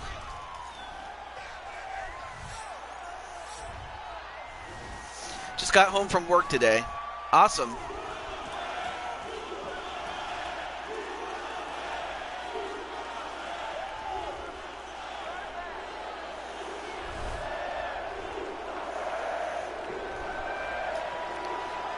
And of course, Najee with 2 big upsets. I mean, he upsetted Joker and he upsetted Feck to get to this point. Well, if time permits, we might do a bonus fight. But again, that's a big if, though, because I do have some other matters to take care of. So I can't promise you yes, but if time does permit, great. If not, we'll have to try again another time. This man is a mixed martial artist holding a professional record of 20 wins, 5 losses. He stands 5 feet 10 inches tall, weighing in at 170 pounds. Fighting out of Boca Raton, Florida, Gilbert Dorino Burns. Atticus to win this whole tournament. Fighting out of the red corner. This man is a mixed martial artist making his professional debut here tonight. He stands 5 feet 10 inches tall, weighing in at 160 pounds. Fighting out of Hoboken, New Jersey, the Enforcer. And when the action begins, our referee in charge, Herb Dean. Ready.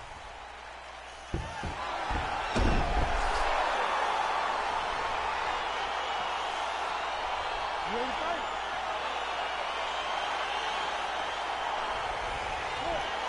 All right, here we go. Now, Najee a bit taller than Burns, but it won't matter if it goes to the ground.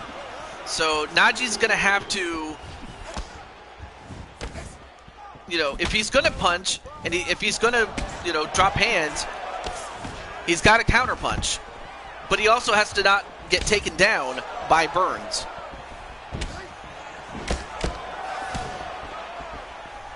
I mean, Burns is a very dangerous man. Ooh, what a jumping kick, or a jumping knee, excuse me. And that definitely stunned him. Now Burns starting to back away a little bit, and Najee not going to get too over aggressive. He knows if he goes in there and misses, then Burns can just rip him apart. But even if Najee doesn't win, the fact that he's made it this far is a testament to him being having the heart of a champion.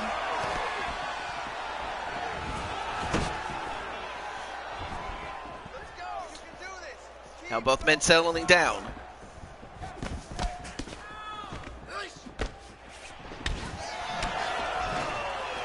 And Burns, nope.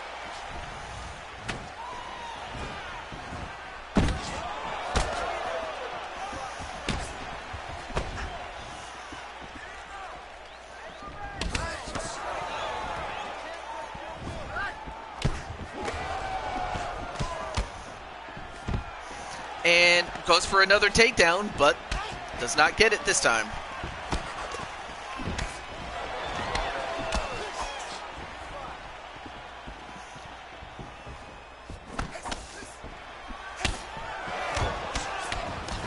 And so far, Najee, doing a great job when it comes to, standing and banging. Also, hey, what's up? What's up, James?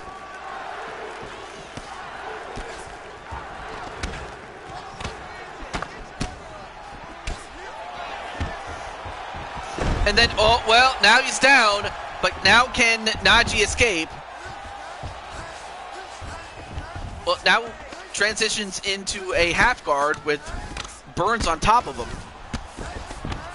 Najee trying to escape, but Burns not going to let him do it. Oh, now he's got him.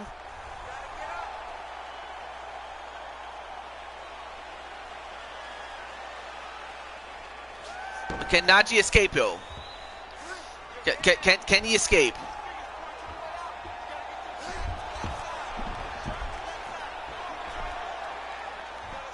Najee. No. He escapes. But then Burns gets into a half guard again. Najee trying to escape, but he cannot.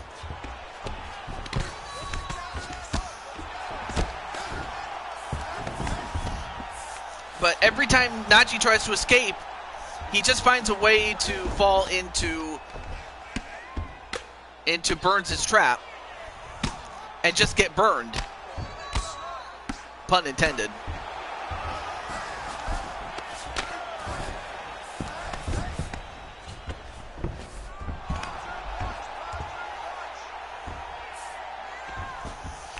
Hey, what's up, Najee? Although, uh-oh.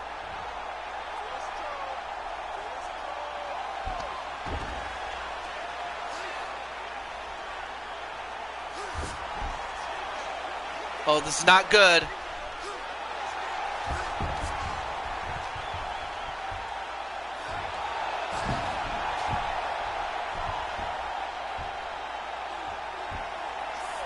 And, oh, wait. Oh, and he broke his arm. Did Brent Burns. Oh, not Brent Burns. I'm thinking of someone else. Gilbert Burns.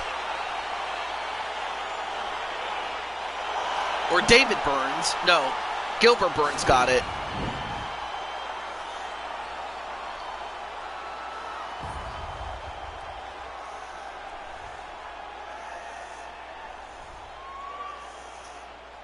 Oh, and he broke his arm. But for Najee, he has nothing to be ashamed of. Like I said, he just ran into Burns, Najee definitely tested him. He definitely took him to the limit. Ladies and gentlemen, referee Herb Deans called a stop to this contest. I believe you're a balanced fighter now. The very first round. For the I forgot. Yeah, you're a balanced fighter now. Yeah.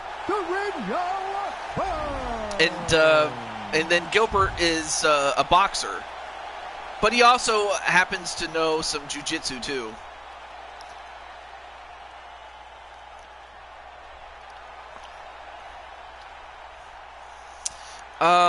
Unfortunately, no.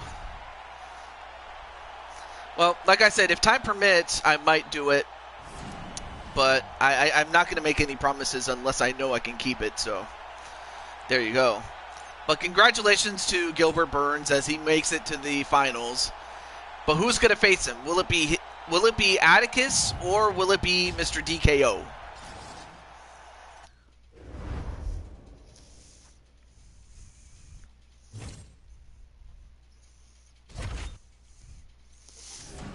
But give Najee some credit, man. As he finishes the night at 11-10. Oh, yeah.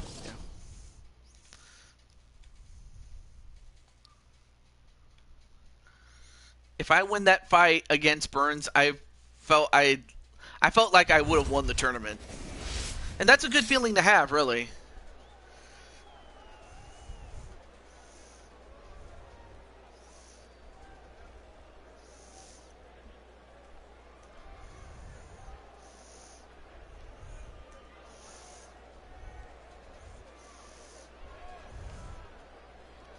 All right, and because DKO is doing his show, we'll move on. Let's get to it.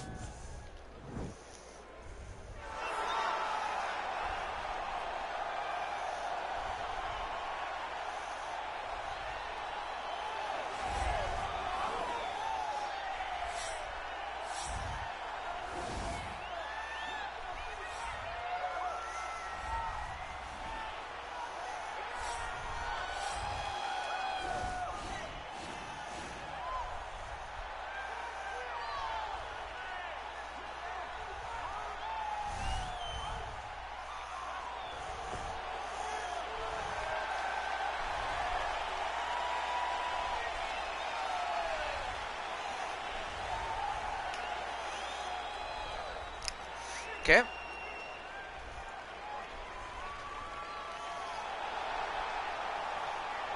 I'm just checking something. Be right back.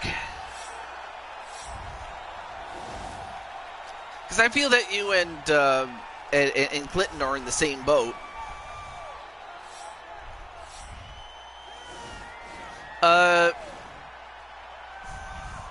Currently, you are at welterweight.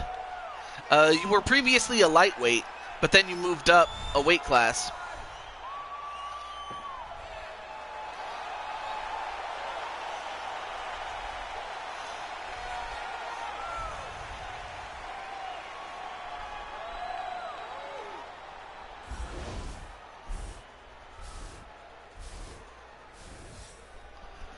All right, so Mr. DKO is younger. However, the height, weight, and reach go to Atticus Black. Ladies and gentlemen, this fight is 3 rounds in the UFC heavyweight division. So, given that both you and Clinton are welterweights, I've decided to make a little mini welterweight tournament in the next couple of shows to determine the #1 contender for the welterweight title. Oh, you're going to move up or down. Also, hey, what's up, Crushing Kelly? Because what I was going to have you do, Najee, but if you want to move up, it's perfectly cool with me.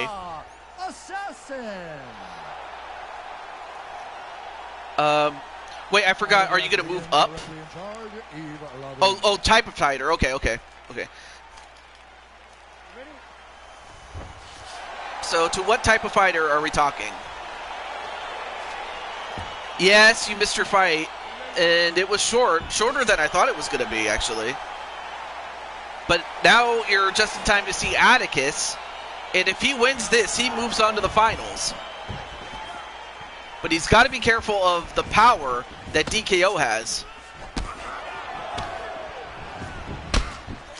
Because even though Atticus outweighs him by a few pounds, although Atticus going to take the fight right to DKO. Although DKO just kicked him down. Uh-oh, now both men are on the ground. Well, now let's see if one of these two men can do well when the fight is on the ground. Oh, to a wrestler, okay. I'll have to remember that.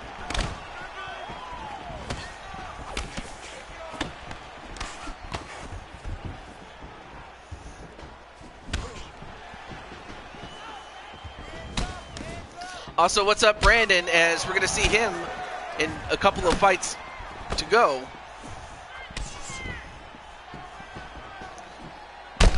Ooh, nice karate kick hit. And now DKO's in trouble.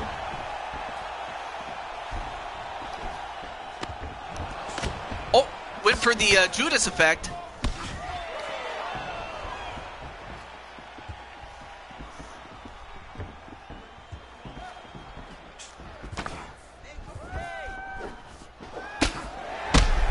Oh, and Atticus just got smacked with 2 big boots.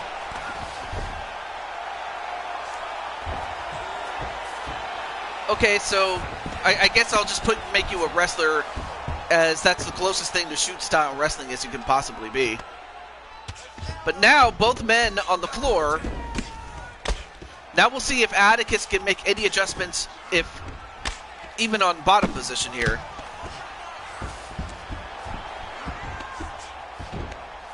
But in the meantime, okay, now back on the feet, both men are.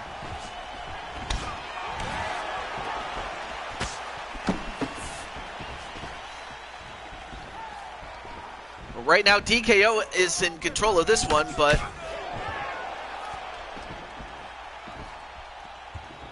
you never know about Atticus. He's never down until it's over.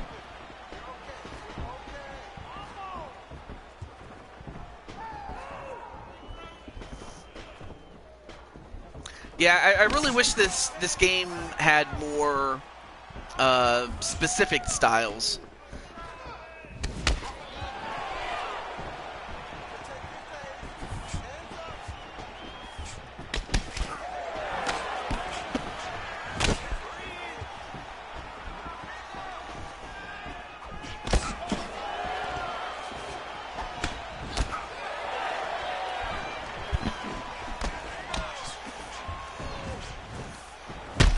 Ooh, and a big kick to the side of the head, and down goes Atticus as the Kung Fu Cowboy gets another one.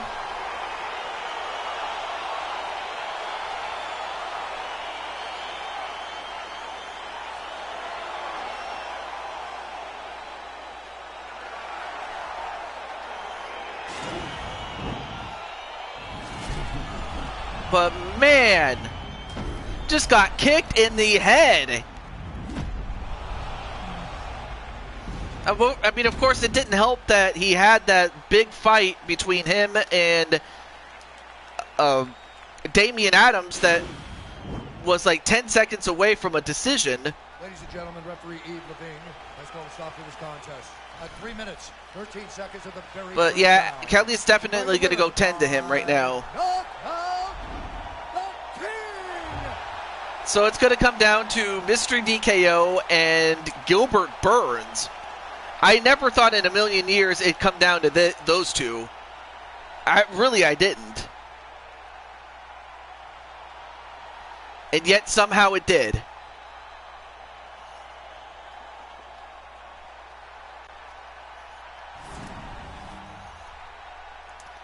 I really have no idea what to say.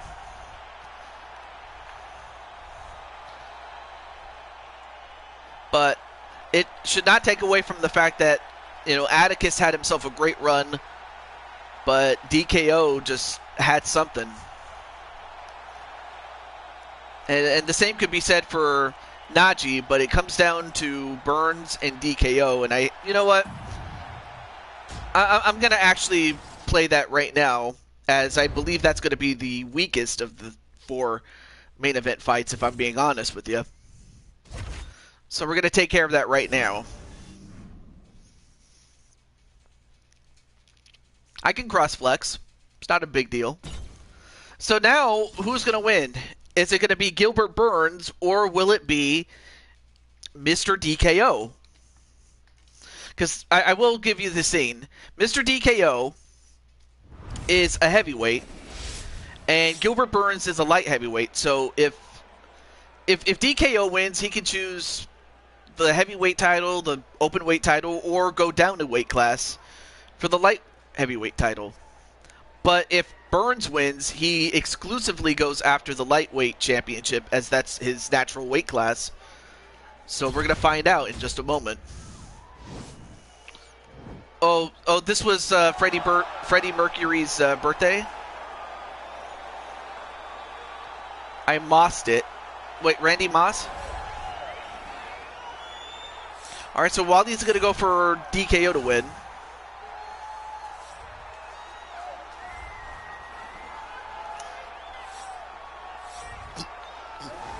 So I have decided, Patty, that ultimately, that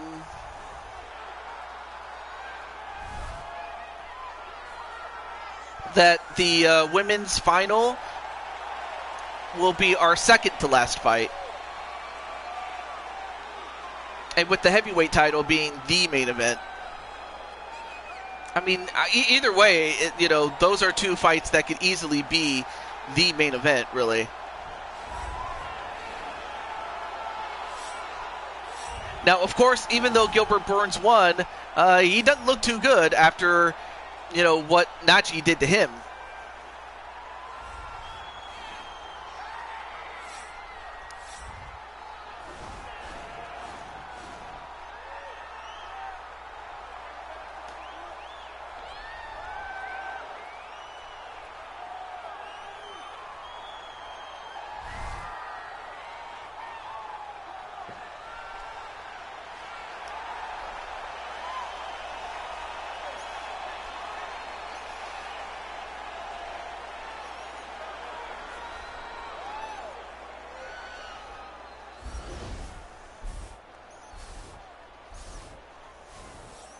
Well, yeah, that's what I mean. Freddie Mercury from back in the day. Anyway, Mr. DKO is younger, and of course he has the height, weight, and reach advantage, without question. Ladies and gentlemen, this is the main event of the evening. And when the action begins, our referee in charge, Eve Loving. And This is the moment UFC fans around the world have been waiting for. Live from the sold-out United Center in Chicago, Illinois. It's time! 5 rounds for the undisputed UFC Heavyweight Championship of the world. Introducing first, fighting out of the blue corner. This man is a kickboxer, making his professional debut here tonight. He stands 6 feet 1 inch tall, weighing in at 210 pounds. Fighting out of Richmond, Kentucky, USA. Presenting the challenger, the king. And now introducing the champion, fighting out of the red corner. This man is a mixed martial artist, holding a professional record of 20 wins, 5 losses. He stands 5 feet 10 inches tall, weighing in at 170 pounds. Fighting out of Boca Raton, Florida. Ladies and gentlemen, presenting the reigning, defending UFC Heavyweight Champion of the world, Gilbert Durinho Burns.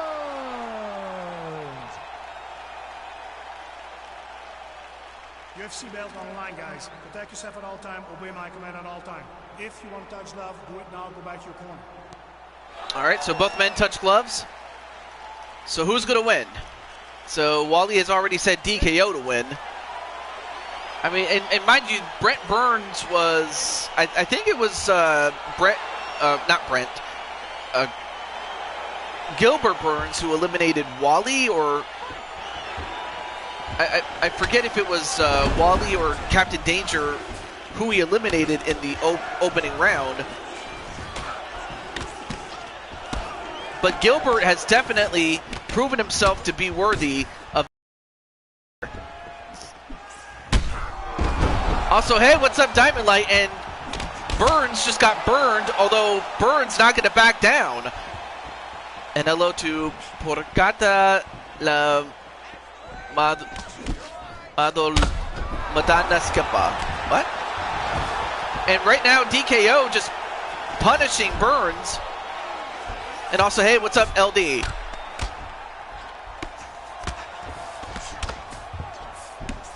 And Burns, up until now, he has fought against men smaller than him.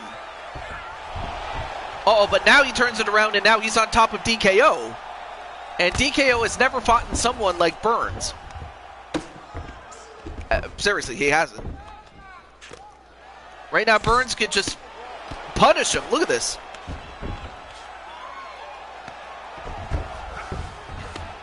Now gives him his back, and not a good idea, especially as he goes for a choke. Nope. Turns it up, turns over into a half guard, now into the full mount. It's been raining on and off for a couple of days. I wish we could get some rain ourselves, honestly.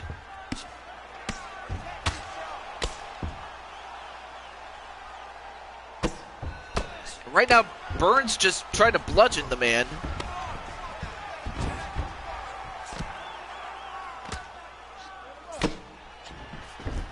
Boo! Watch my fight. Yeah, that was terrible.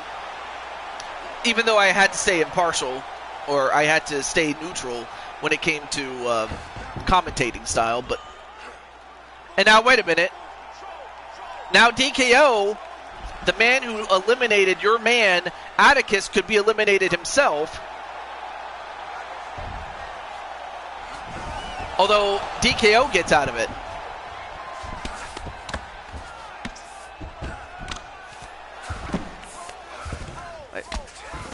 Oh, wait a minute. I want a shot at any weight title or whatever it's called.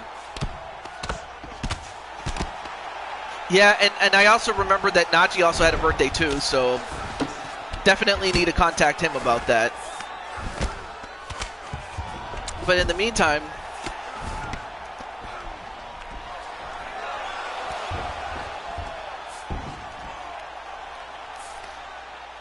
all right, so what's now of course I'll keep you posted in case plans change, but what would you want your birthday present to be? I'm all ears. And same thing with Najee, although I might talk to him after the stream unless he wants to talk about it here now. But now both men back up. Now this final round is up to 5 rounds, or this final, the finals is up to 5 rounds rather, excuse me. The open weight title, oh boy. Okay, Atticus. In fact, that could be the main event of another UFC show.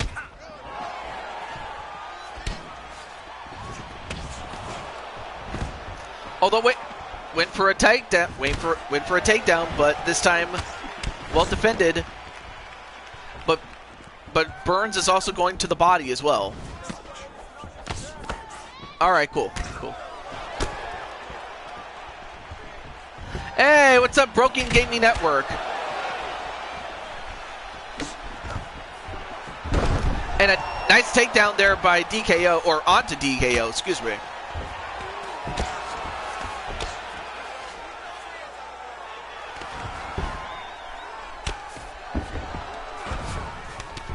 Oh, all right, now both men back up. Yeah, what's that, Twitch?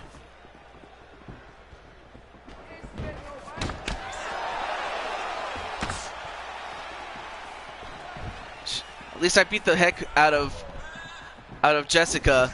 She was the one bleeding. Oh, what a shot onto Burns. Spinning kick there onto Burns, and we're gonna go to a second round. Wow, what a fight though. Definitely delivering on the hard-hitting action though. So if that's what you wanted to see, you got it.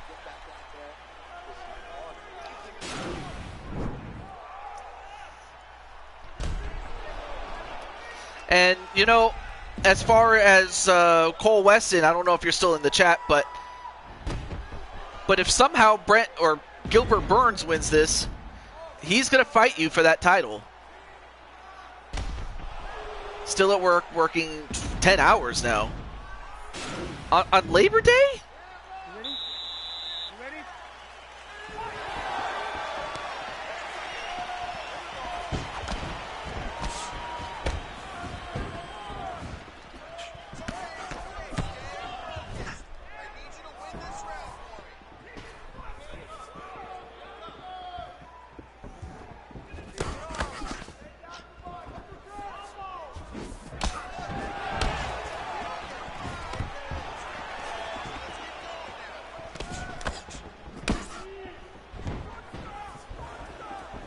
I only work 4 days a week now. I get Wednesdays off. Oh, okay. I guess they don't let you have this day off. I know some places don't give you Labor Day off, unfortunately.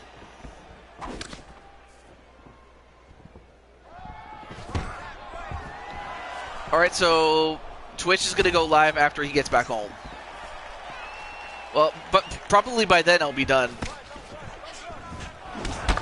Oh, swings and misses, though.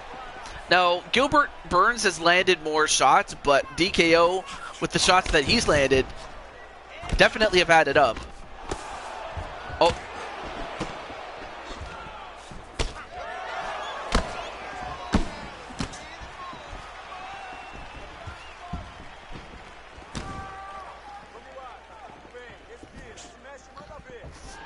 But again, one mistake from either one of these two men, and it's over.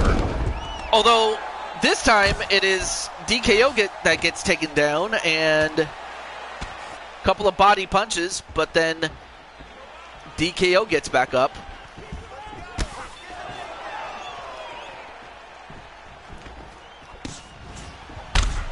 Oh, big uppercut right there. Now trying to smash him, but couldn't quite do it.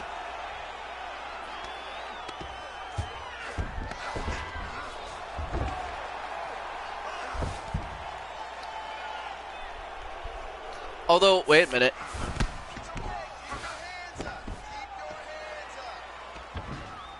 Although, wait a minute.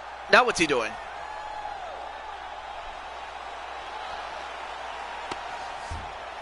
Wait a minute. Gilbert Burns tried to go for a submission. I believe this is the same submission that put away, I think it was Captain Danger. Because Gilbert Burns did knock out Wally in the opening round on day one, but uh-oh.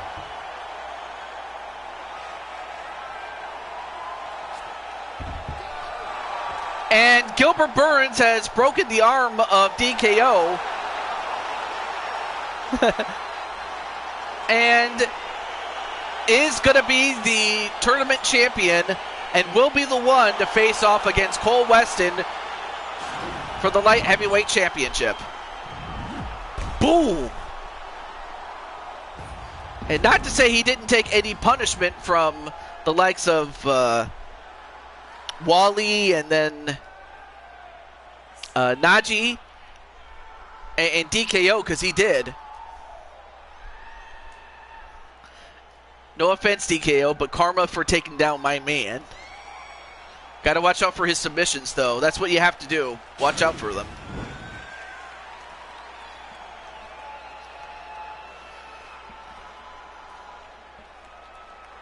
Ladies and gentlemen, referee Yves Leving has called a stop to this contest at 2 minutes, 45 seconds of round number 2. For the winner by submission, and still the undisputed UFC heavyweight champion. He's not the heavyweight champion, damn it. Gilbert Burns.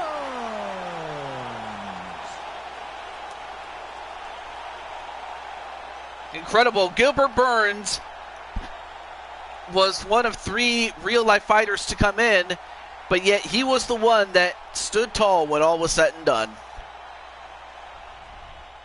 So he does win the UFC tournament championship and gets a shot at the belt. But congratulations to Gilbert. But now we move on to our title fights and to the women's final as well. No, I don't want to replay the tournament. But we move on. We move on to the second, or the first of our 2 title fights, one of which involves Speranza Danzi. So let me just get Blade Charge, who of course is always accompanied by Speranza, as Speranza often uses his account to talk.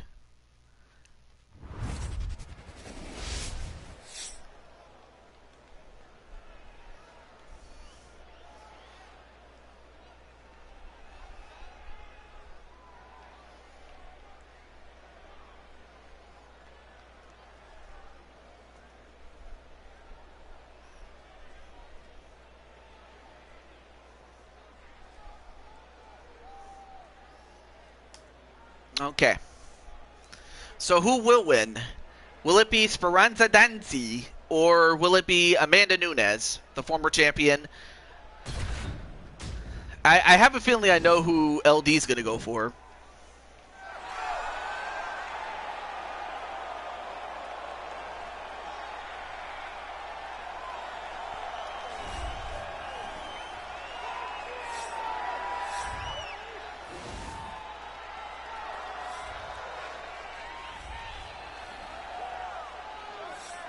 Well, introducing first, of course, is Amanda Nunes.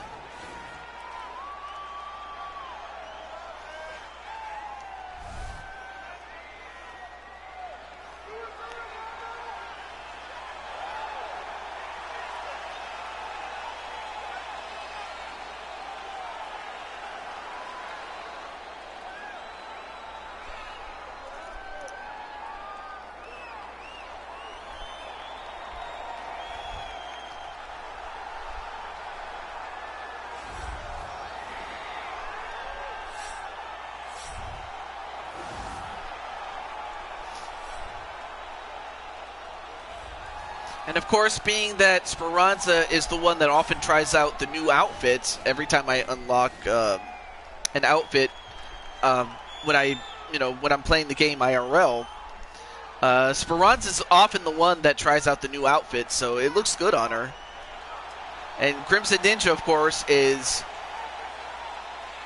warming up for the title match. And, of course, Patty is going to, will have to get quickly ready because, Patty, your fight's going to be after this one. Now, Speranza is younger, but Amanda Nunes has the height, the weight, and the reach advantage. So we'll find out what happens right now. Ladies and gentlemen, this is the main event of the evening. And when the action begins, our referee in charge of the Octagon, Eve Loving.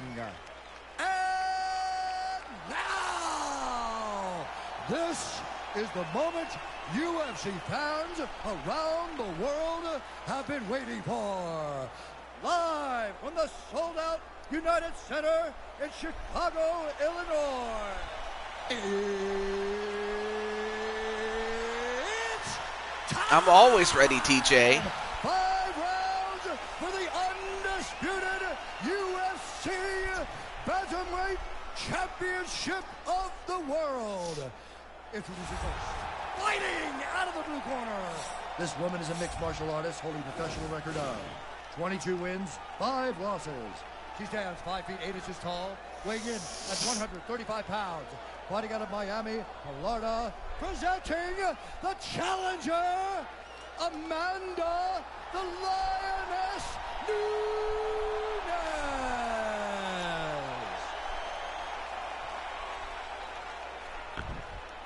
And now, introducing the champion, fighting out of the red corner. This woman is a jiu-jitsu fighter, making her professional debut here tonight.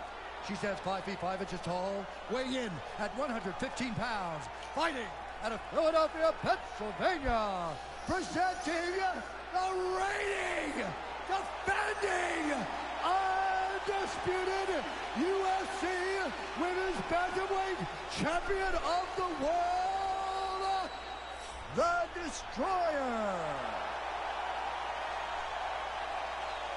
UFC belt on the line. Protect yourself at all time. Obey my command at all time.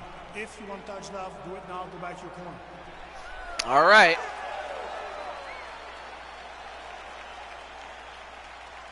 You ready? And then, ooh. Going, I've never seen her do that before.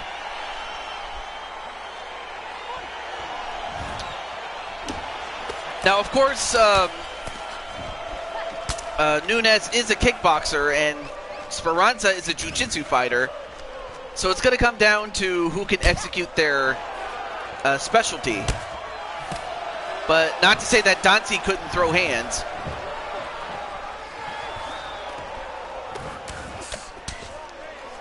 And immediately goes for a takedown. No. Well defended. And a couple of these right to the stomach. Although, goes for the Amari roll.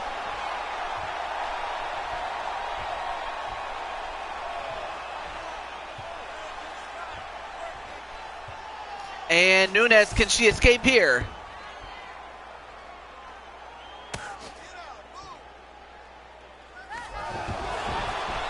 Nope, now is in a side mount. In a full mount now. And what's Speranza doing? Nope.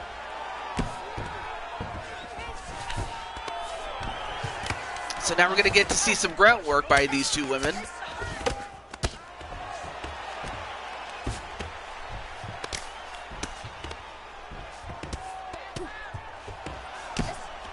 And of course, Speranza looks a lot different in this game than she does in most other, in most other incarnations of other games. But right now, Speranza transitions over into a full mount of her own, and at this point can bludgeon Amanda Nunes if she wishes.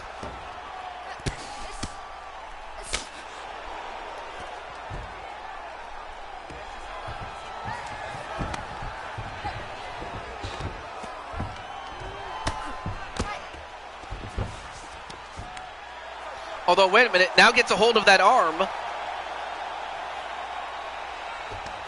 I forgot to mention that Speranza is 13-3 coming into this fight.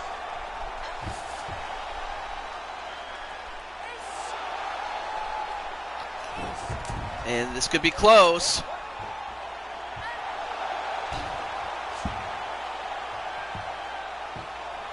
And Speranza gets the win. He gets the tap out.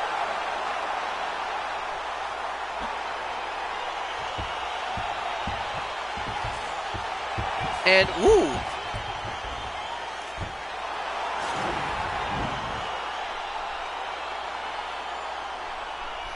So congratulations to Speranza as she finally puts to rest the challenge of Amanda Nunes. And what happened was, you know, Amanda Nunes beat Speranza to be the champion. Speranza beats her back to get the championship. And Speranza beats Amanda Nunes to finally put the challenge of Amanda Nunes to rest.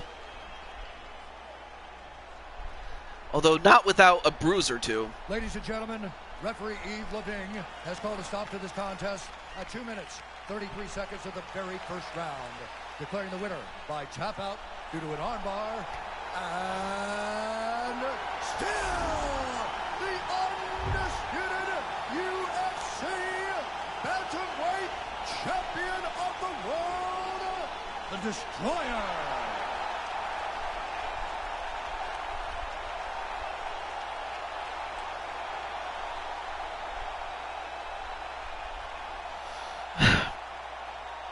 Yeah, match, or I mean, technically they call them fights because, but that's just UFC. That's what, you know, MMA calls them.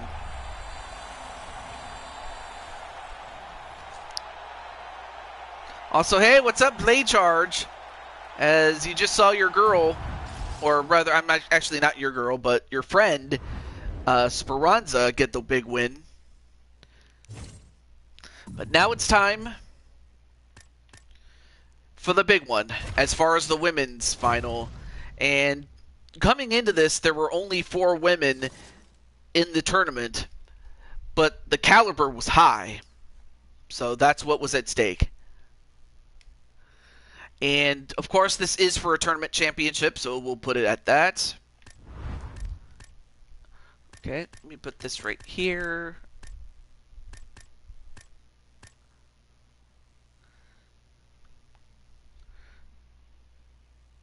Okay, cool.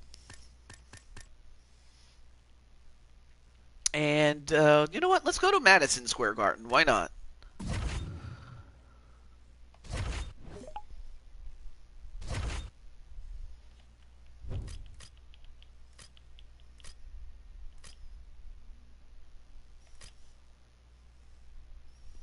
Okay, so Minnie has more wins, so we'll put her in the red corner. And of course, Patty has the blue corner as a result. So this one will be for 5 rounds, and it will be for the tournament championship, but also for the right to face off against... Now, of course, they're both bantamweights, so they can fight for the bantamweight title, they can fight for the openweight title, as held by Speranza Danzi, or they can move down a weight class to face off against the flyweight champion, Jessica Andrade. They do have that option. Both of them do.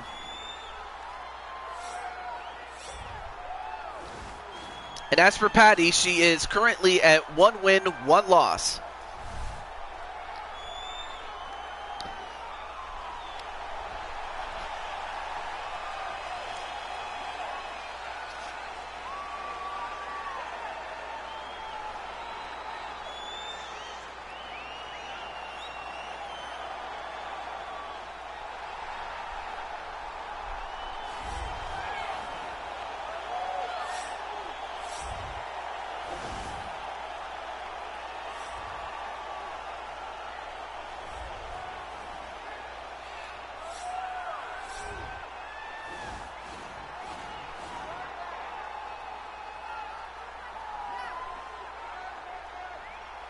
So for Minnie Morgan, she comes in at 6 wins and 13 losses.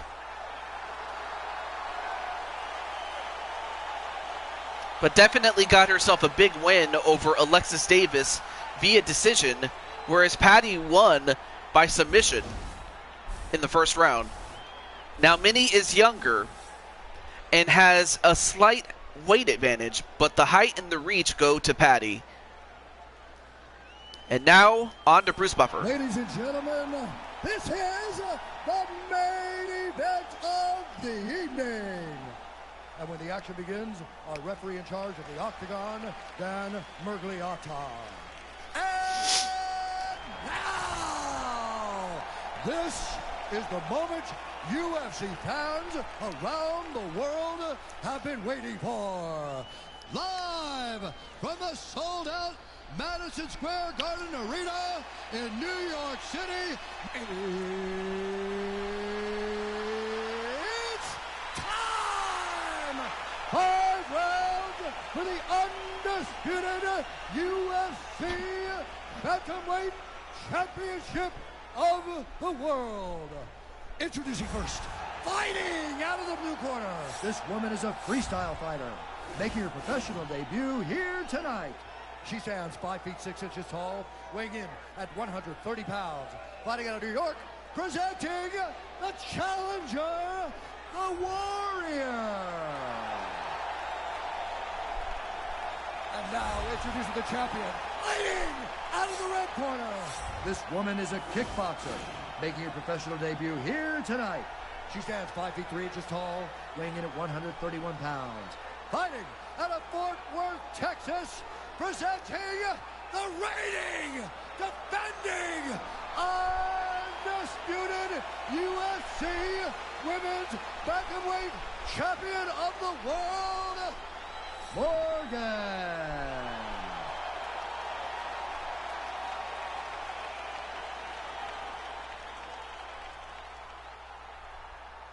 All right, this is for the UFC Championship. I want you to obey my commands at all times, protect yourself at all times. I want a nice, clean, safe fight. Touch gloves, back your corners, come out fighting.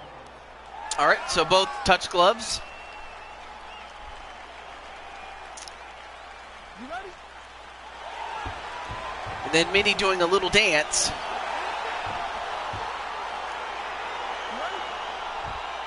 And then Patty doing the Shawn Michaels. But here we go. Fight underway. Let's do it.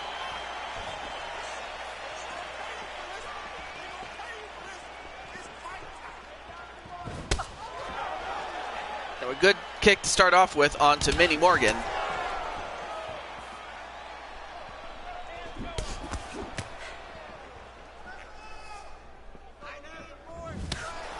Ooh, good power punch there, but well blocked by Morgan.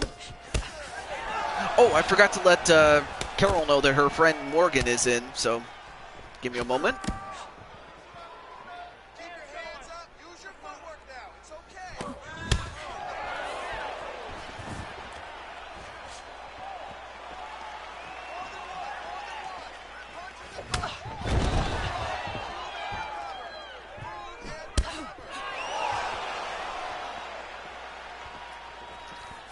All right, there we go. And then Captain Danger going to go for Patty to win. And Morgan doing some nice Muay Thai techniques onto Patty. Patty will have to make some sort of, make him, I can't even talk. Patty will have to make some adjustments is what she'll have to do.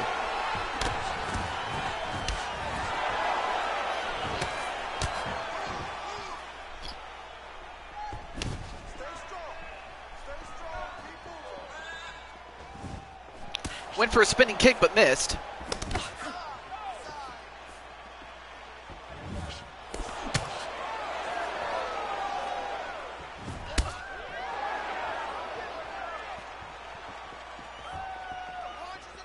Punches and bunches. Let's go. All right. Let's get some offense. Let's get going. Now 3 minutes left in the first round. And right now, it's just the feeling out process here.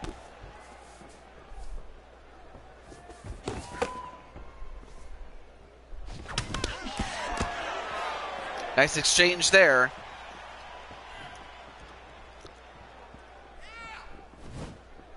Oh, and then a kick to take down Patty, but Patty gets back up though.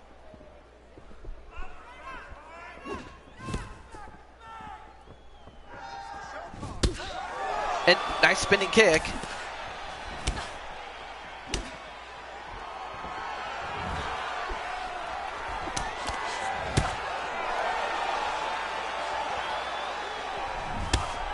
And then a kick right to the stomach.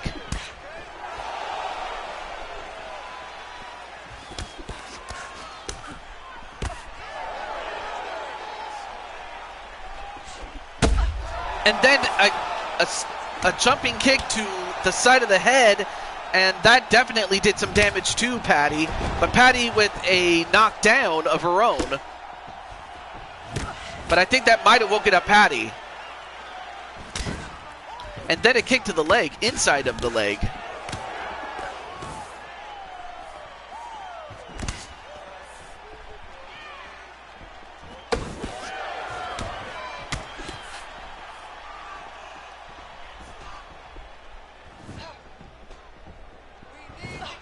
And then going for some high kicks, but Patty was able to hold back for a little bit. And went for a takedown, but could not get it.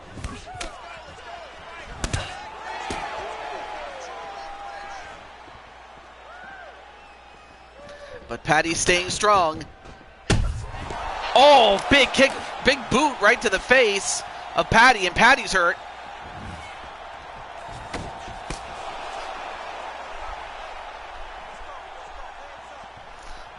And then Wally says, hey, blade charge.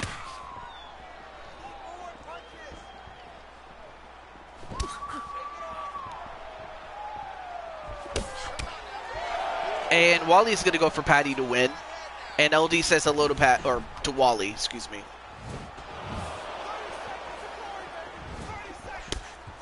Patty going for some big shots but missing, and that's not a good thing. Well, that time she didn't miss. But 15 seconds left.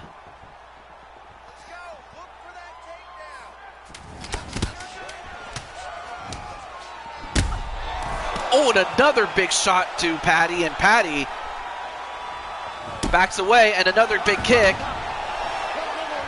Whoa, whoa, whoa, whoa, whoa. I don't know if you saw that, but she let go of a couple of punches right to Patty, so I might have to dock Minnie some points, so I'm going to keep a scorecard there.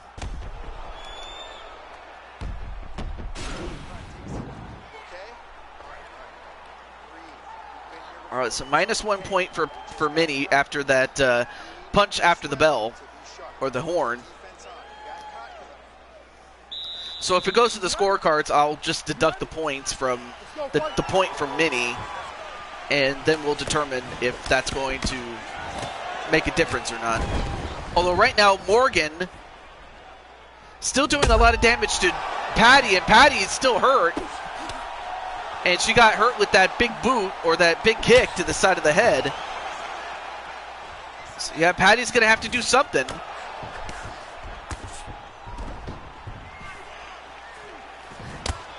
Oh, got a big shot in, but probably not as effective as it could have been. Yeah, she can throw hands, can Minnie. Whoa.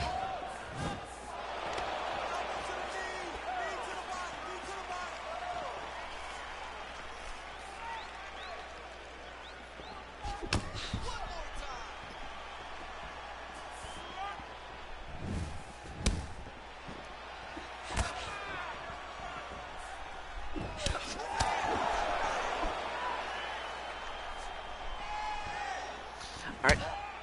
And a kick that takes down Patty.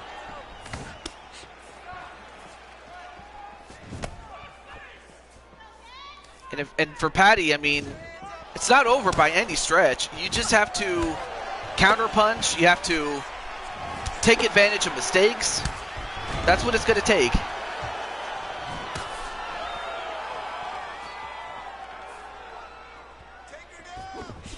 I mean, that's kind of what happened with, Crushing Kelly, because Crushing Kelly was beating up on Andrade, but then Andrade got her back and, well, was able to finish her off.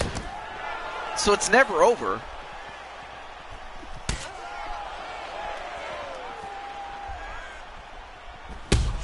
Ooh, big shot to Patty, and Patty is going to get turned into patty cakes if she doesn't do something.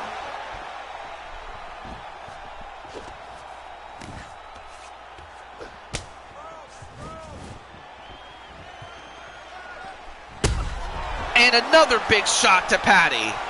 And Patty is a bit punch drunk now.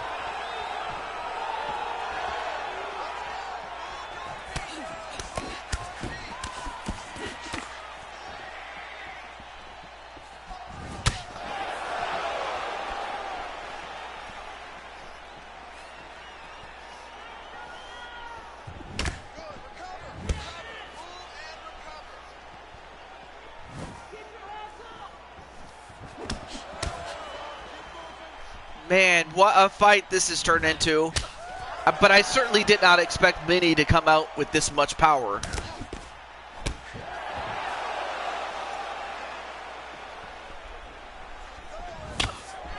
Another kick to the side of the head.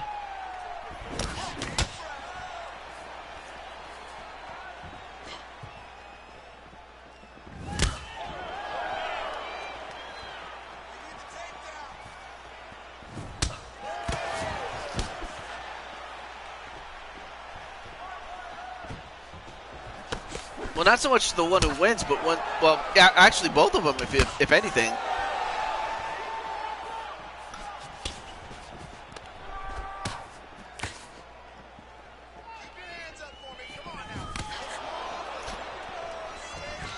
Oh, goes for yet another. This time gets her and slaps her. Now she's got her on the ground. But Patty, who knows, a lot of energy might have been taken out on her. However, she's on the ground and she is on top in a half guard. Now in the full mount. And at this point, nope, never mind. Minnie gets back up again.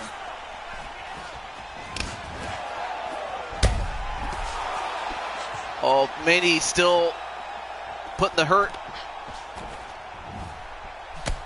I think that's the point, Patty.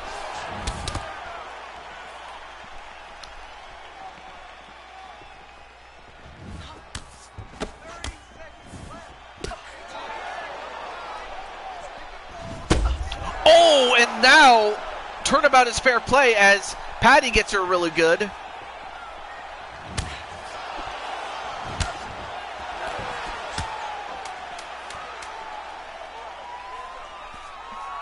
Now 7, 6, 5, 4, 3, 2, 1. All right, this time no penalty against Minnie.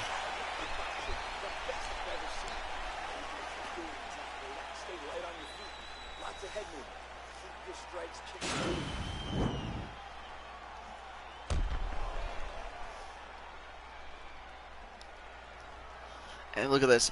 Boom!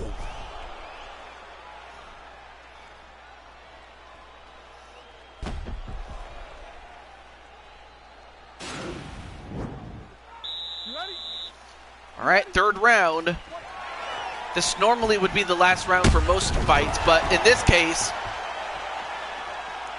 Chase, this might be her final round unless she turns this around against Morgan.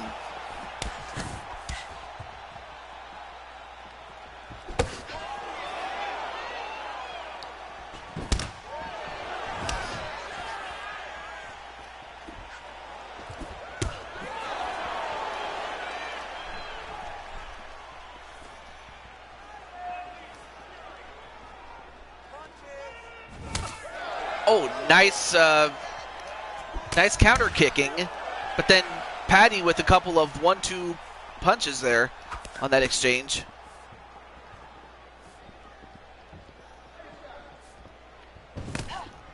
Nice leg check there by Morgan. And another one. I'll tell you one thing, Morgan is putting on a clinic.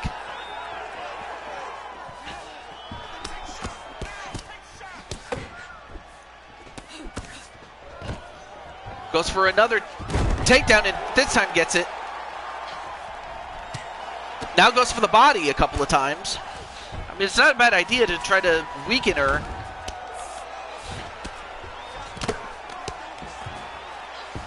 Now goes for a side mount. Like I said, she could probably bludgeon her if she wishes. But Minnie gets out and escapes again.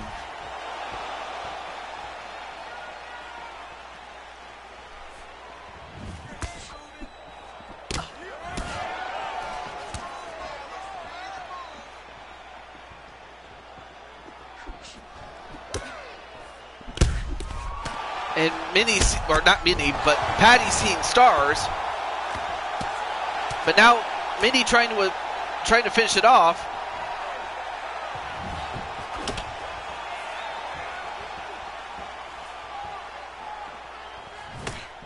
Oh, and another leg check there on to Patty.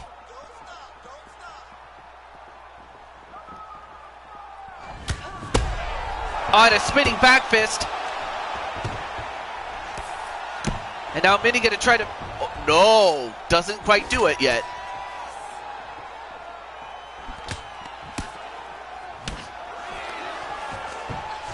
Another takedown.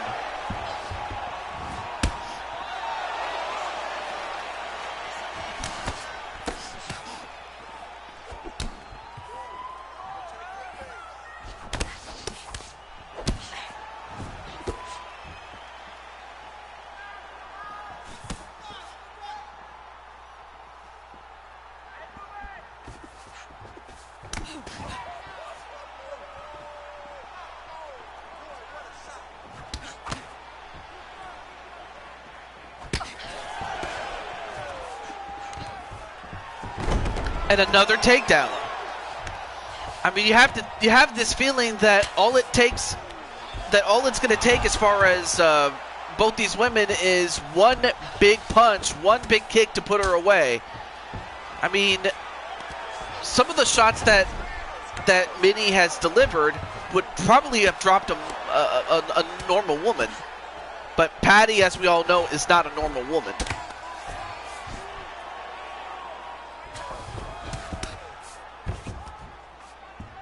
Now goes for, nope. Now they both go back up on the feet again.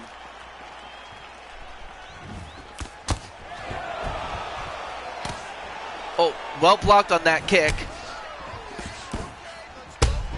Oh, and now Minnie's the one hurt now.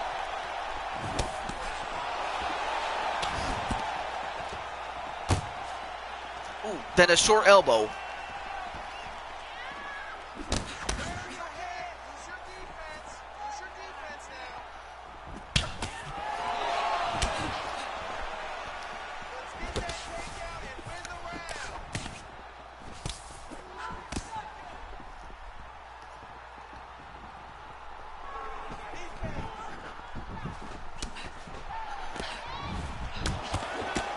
And Patty staying in there. I don't know how, but she's doing it. Oh, another takedown attempt? No. 10 seconds left. 7 seconds. 5, 4, 3, 2, 1. Okay, there we go.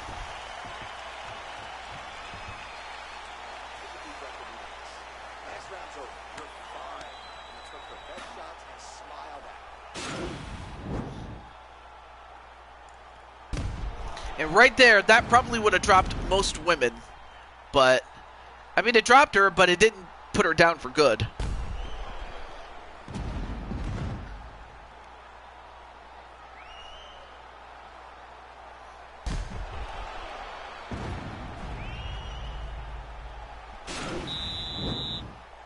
You ready?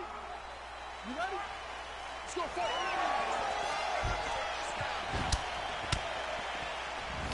I mean, both women have got to be tired, but it's Patty that is taking a big beating between the two.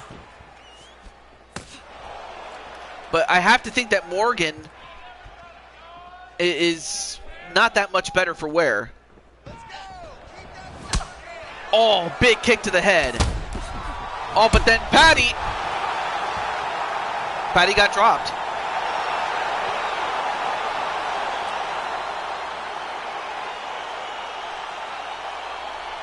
And Minnie has won her first championship, and that's the tournament championship. And it came at the expense of Patty Chase, as Patty just got kicked in the head.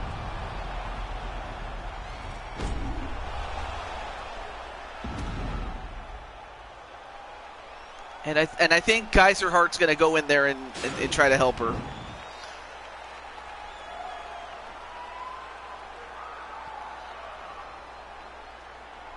And you did your best, though. Dan Mergliata has called a stop to this contest at 25 seconds of round number 4.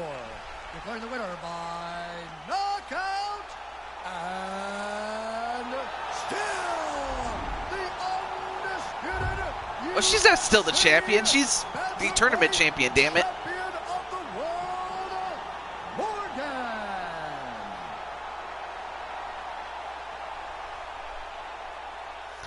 And you know, for Autism Carol's character, Minnie Morgan, that is her first championship in the UFC. And like I said, it came at the expense of Patty. But it was a great fight, but Minnie was just the better woman that night. What more can I say about it? Except Patty did a great job and hung in there as long as she did. But Patty will be back. But up next, it is the main event. And then after this, I have to go take care of some errands that have unexpectedly come my way. And I know full well that if I don't do it, I'm not going to hear the end of it. So, that being said, it is time for Crimson and Cuevas. And for Crimson, this is his chance to try to win this fight, or win the championship back.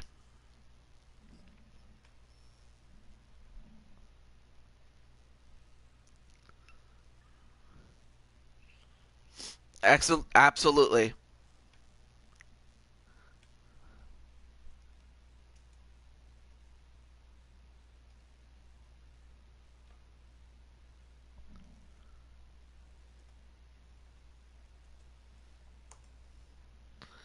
And then let me get Brandon's on.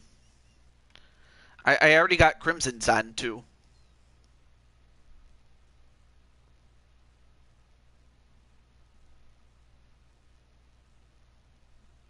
Oh, there's Brandon. All right, there we go. So who will win? Will it be Cuevas or will it be Crimson Ninja? The two members of the newest faction known as the Chaos Elite. It just combines the ideologies of Chaos from New Japan and the Elite that originated in New Japan, and has of course become the major focus of All Elite Wrestling, the Elite. I mean, you can't get any more elite with these two men. I mean, Cuevas is a two-time champion and is the current champion, and Ninja is the man who ended the longest reign in UFC, or in the UFC series, that ever since I've started doing it back in 2018. But he reigned for the best part of a year and a month, did Feck. But can Ninja do it again? Can he end this reign? A reign that will last much shorter than the reign that he ended prior. Let's get going. I know, I'm very sorry about that, Wally, but it was just more so, it's not your fault, it's more so the fact that, you know, things have come up to the point where if I don't take care of it, yeah, I'm never going to hear the end of it, so that's just what it will be. Now, if time permits, like after I take care of it, then okay, cool, but the theory to cash in on the winner of this fight, how can he do that? Because it's a UFC fight. It's not a WWE championship, though.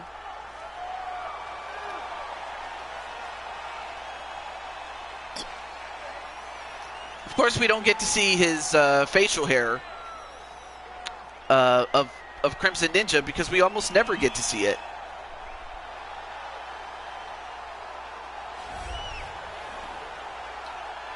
Well, you're not Steve Austin, I know that.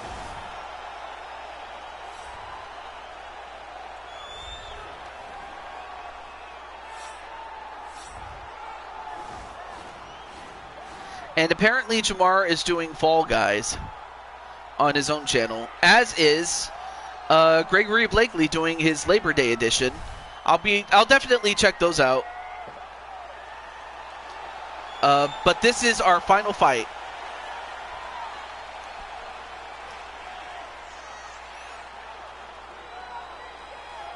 And of course, also Brandon, what do you think of your new attire?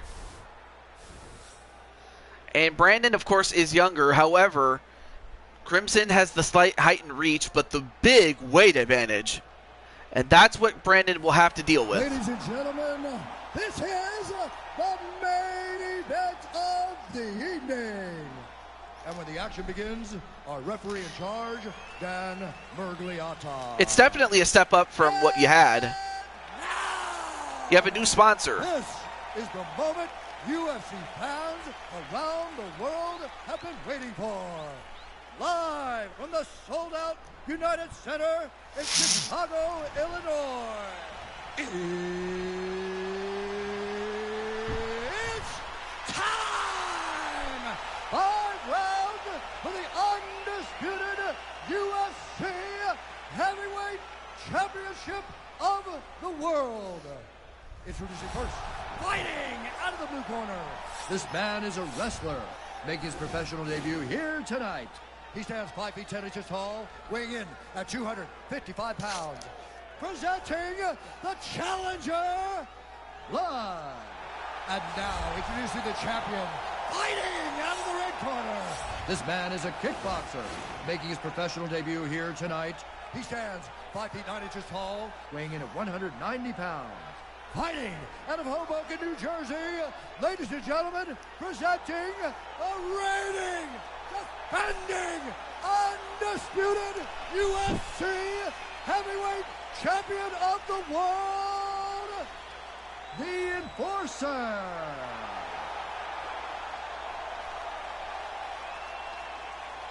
All right, this is for the UFC Championship. I want you to obey my commands at all times, protect yourself at all times. I want a nice, clean, safe fight. Touch gloves, back your corners, come out fighting. All right. Now, if somehow... Well, it depends on who wins this one, though, but I know that Joker has been wanting a shot and definitely has the record to prove it. Anyway, fight underway here.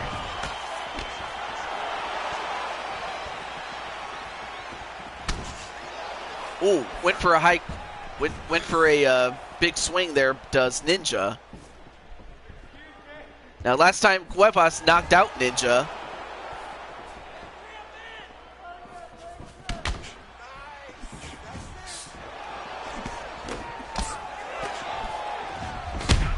Ooh!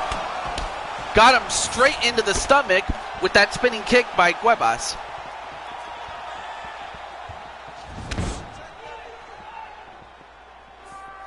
Now, even though Cuevas is a light heavyweight, he is still big enough, strong enough to take on Crimson Ninja, but the weight in muscle is what Crimson will have.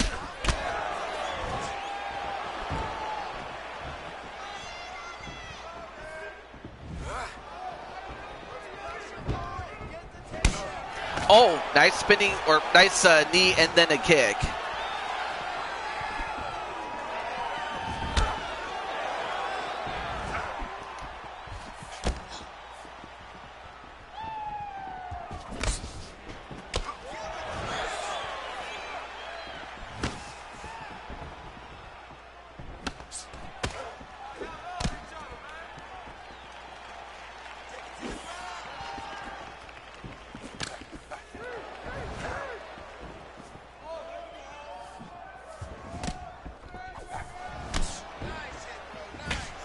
Oh, nice couple of strikes by both men, but also well-timed blocks by both men.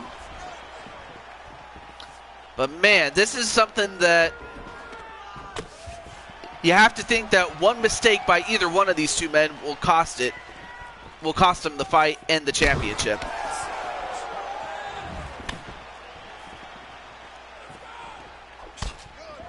Then a kick. Now some clinch work by Brandon. Quick thinking can play a major factor in winning and losing the fight, especially for the title. Yeah, that is true. Always have to think on your feet, though. Always got to be thinking. But it's like everybody has a plan until they get punched in the face.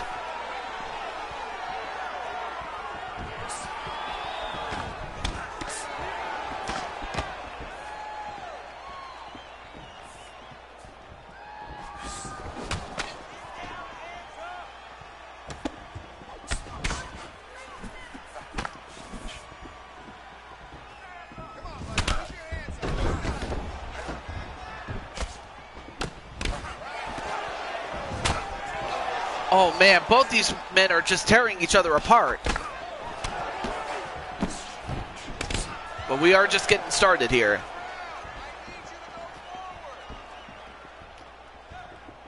I still remember that 21-second knockout that Brandon had back in UFC 3 against Daniel Cormier. Oh!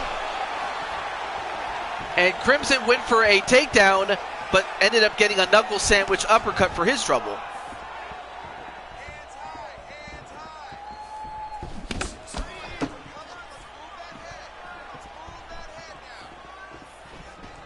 Let's move that head now. Now has him in a clinch of his own and a couple of knees.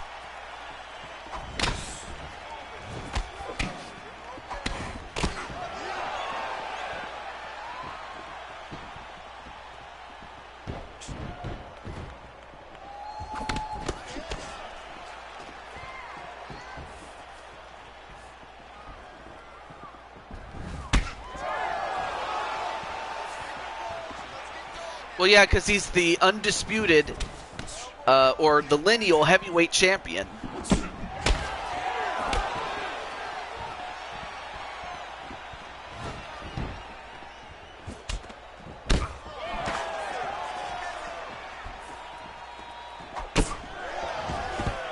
And, oh, going for a takedown, but well defended by Brandon, as Brandon has definitely learned a lot. In spite of the fact that Brandon had a losing record coming into this, not just this fight, but the title fight. I mean, he wanted to prove to himself that he was the best, and he beat the best, and he's taking it to the best, and now that's the end of round one. This round, you want to keep mixing things up. Use your punches, use your knees, use your kicks. I want to see you work.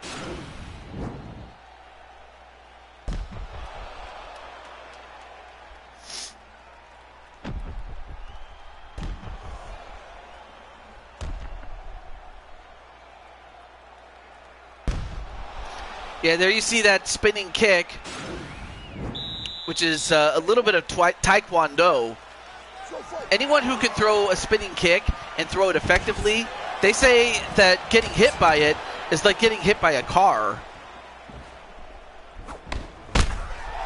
Although Ninja gets a big kick of his own right to the side of the head of Cuevas. And then a kick right about to the arm of Cuevas.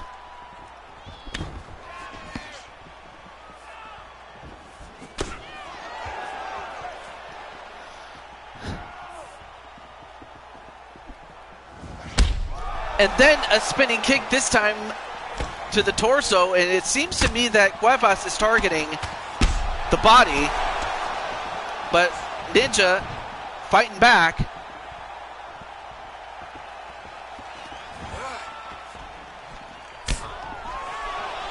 So it seems to me that Cuevas is targeting the body.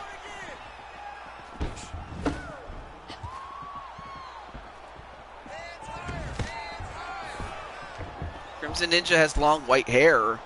What? I don't know if that's true or not, because I don't recall him ever having white hair.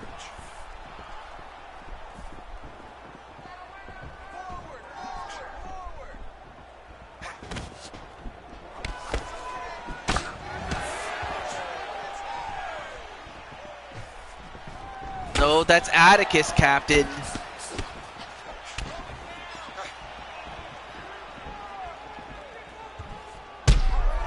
Oh, big kick to the head, and then another one. And now Crimson just getting his head kicked in. Much like his brother Atticus just had not that long ago. Crimson will have to mix up what he needs to do, because right now, you know, Brandon getting the better of it.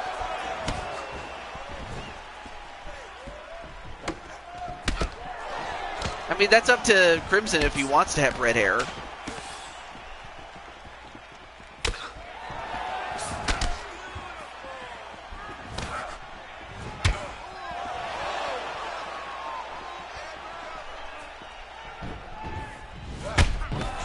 Oh, but now it's Brandon who got kicked in his head, and he goes down.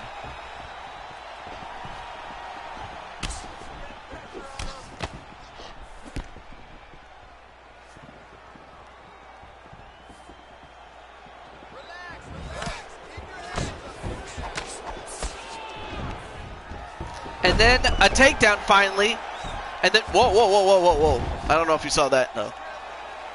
Basically shades of Chuck Norris, Walker, Texas Ranger. Yeah, I did have Chuck Norris in Blue Toad Wrestling in its early days.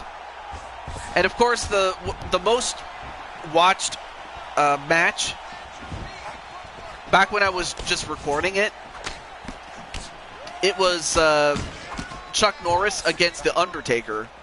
And for good reason. I mean, that's a classic matchup. Or a classic dream matchup of trap. I can't even talk. A classic dream matchup, if you will. Nice clinch work there by Crimson Ninja.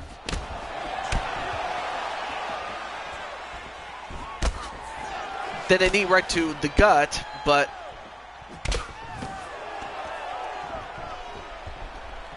and now Brandon throwing some knees. And a spinning kick that connects. Oh, and Brandon did a good job holding back on that kick while Crimson was down.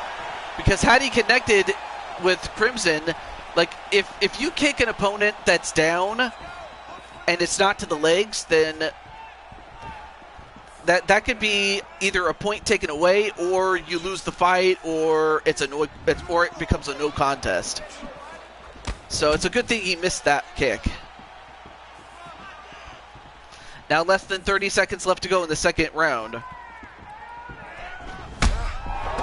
But then Brandon gets dropped.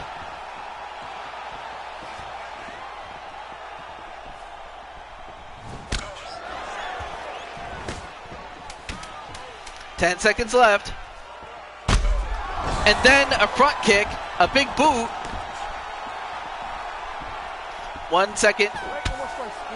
And okay, well that was thrown before the horn, so he was okay. Well, now Crimson Ninja's starting to fight his way back into this fight. Because I have to think that he lost the first round, but this round, he definitely won.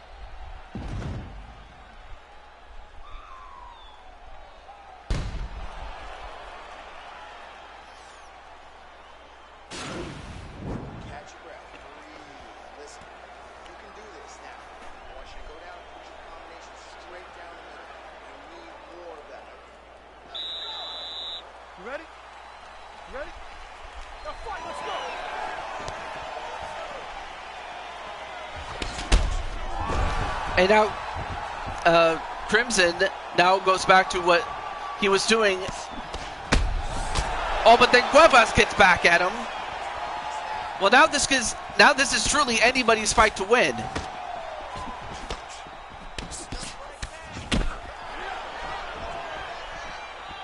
Well, whoever can land that definitive blow is going to win this fight.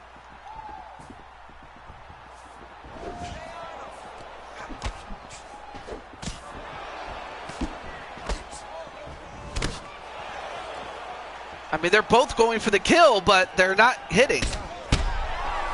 Well, Cuevas did with that big one. Ninja. Or Ninja does the same thing with Cuevas, excuse me.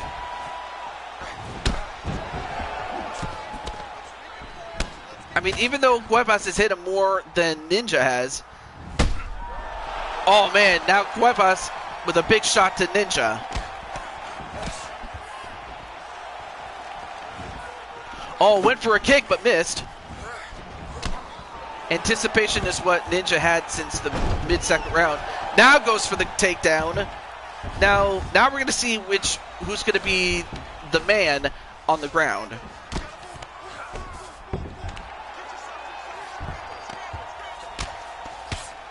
And now Crimson in a half guard now goes into the full mount. So now Crimson could just bludgeon Brandon if he wishes.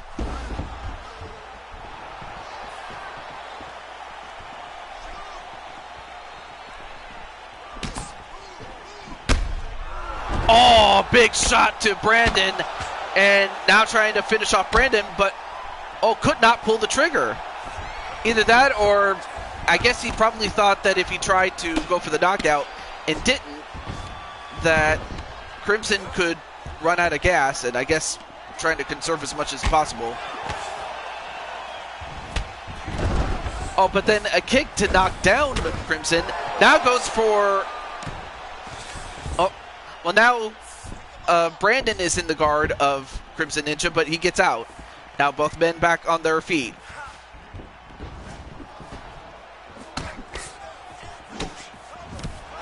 Spinning back fist.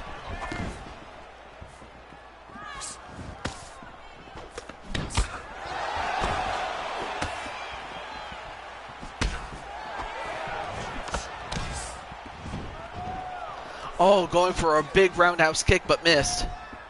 And another one.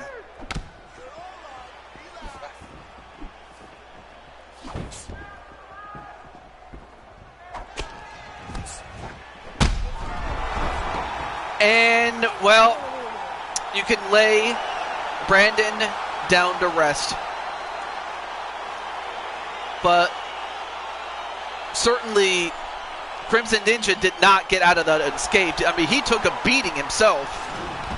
And that a normal man would have already been taken out by Brandon Cuevas. But then Brandon got put to sleep with that big punch right to the face. And like I said, all it took was one big shot to put away either man. And it just so happened to be, well, I'll let Bruce Buffer say it. Dan Murgliata has called a stop to this contest at 3 minutes, 11 seconds of the third round. Declaring the winner by... Yeah, we might have to have a rubber match. Well, I guess I don't have to change your style then.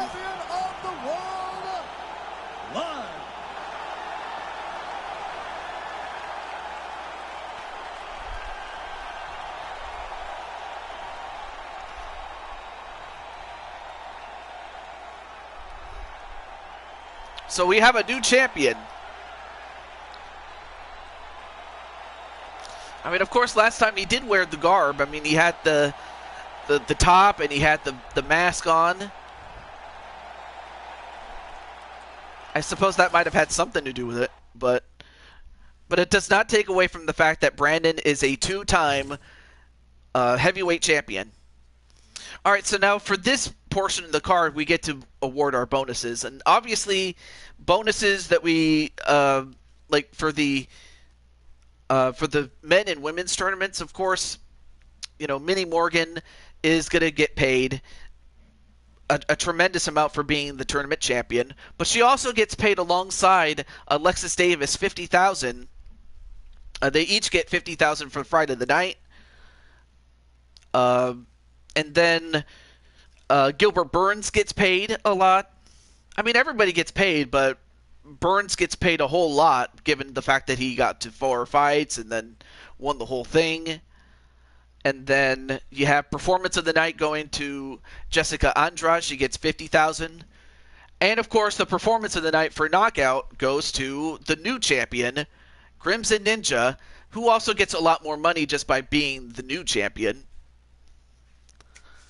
But yeah, everybody got paid. Well, in theory, that is. But not Austin Theory. But congratulations to Crimson Ninja on becoming the new champion. Obviously, I don't know if Crimson's going to have anything to say, given the fact that he just got his head kicked in a couple of times, and could have just as easily lost this one.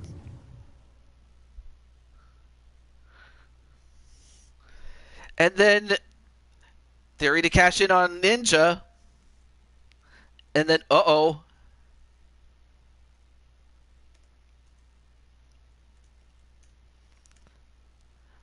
Wait, what's this? Kelly kicks him in the head.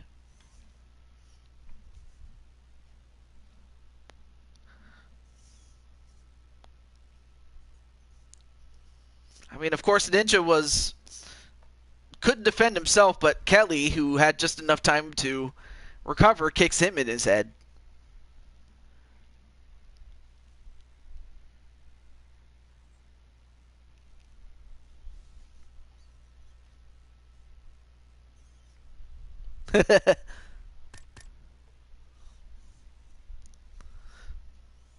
Although I probably would try to do a storyline in WWE.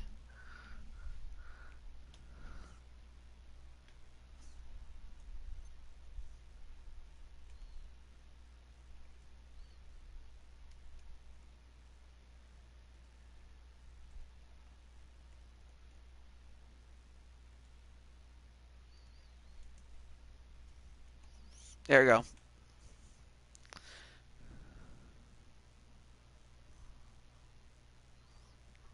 Yeah, way to go, Kelly. All right, so I'm going to. Normally, I would. Well, I will say this: do check out Crushing Kelly, but also do check out Gregory as he's doing a show currently. But do check out Crushing Kelly when she does her show later on today. But for me, this is the Blue Toad to June 22 signing off, saying goodbye.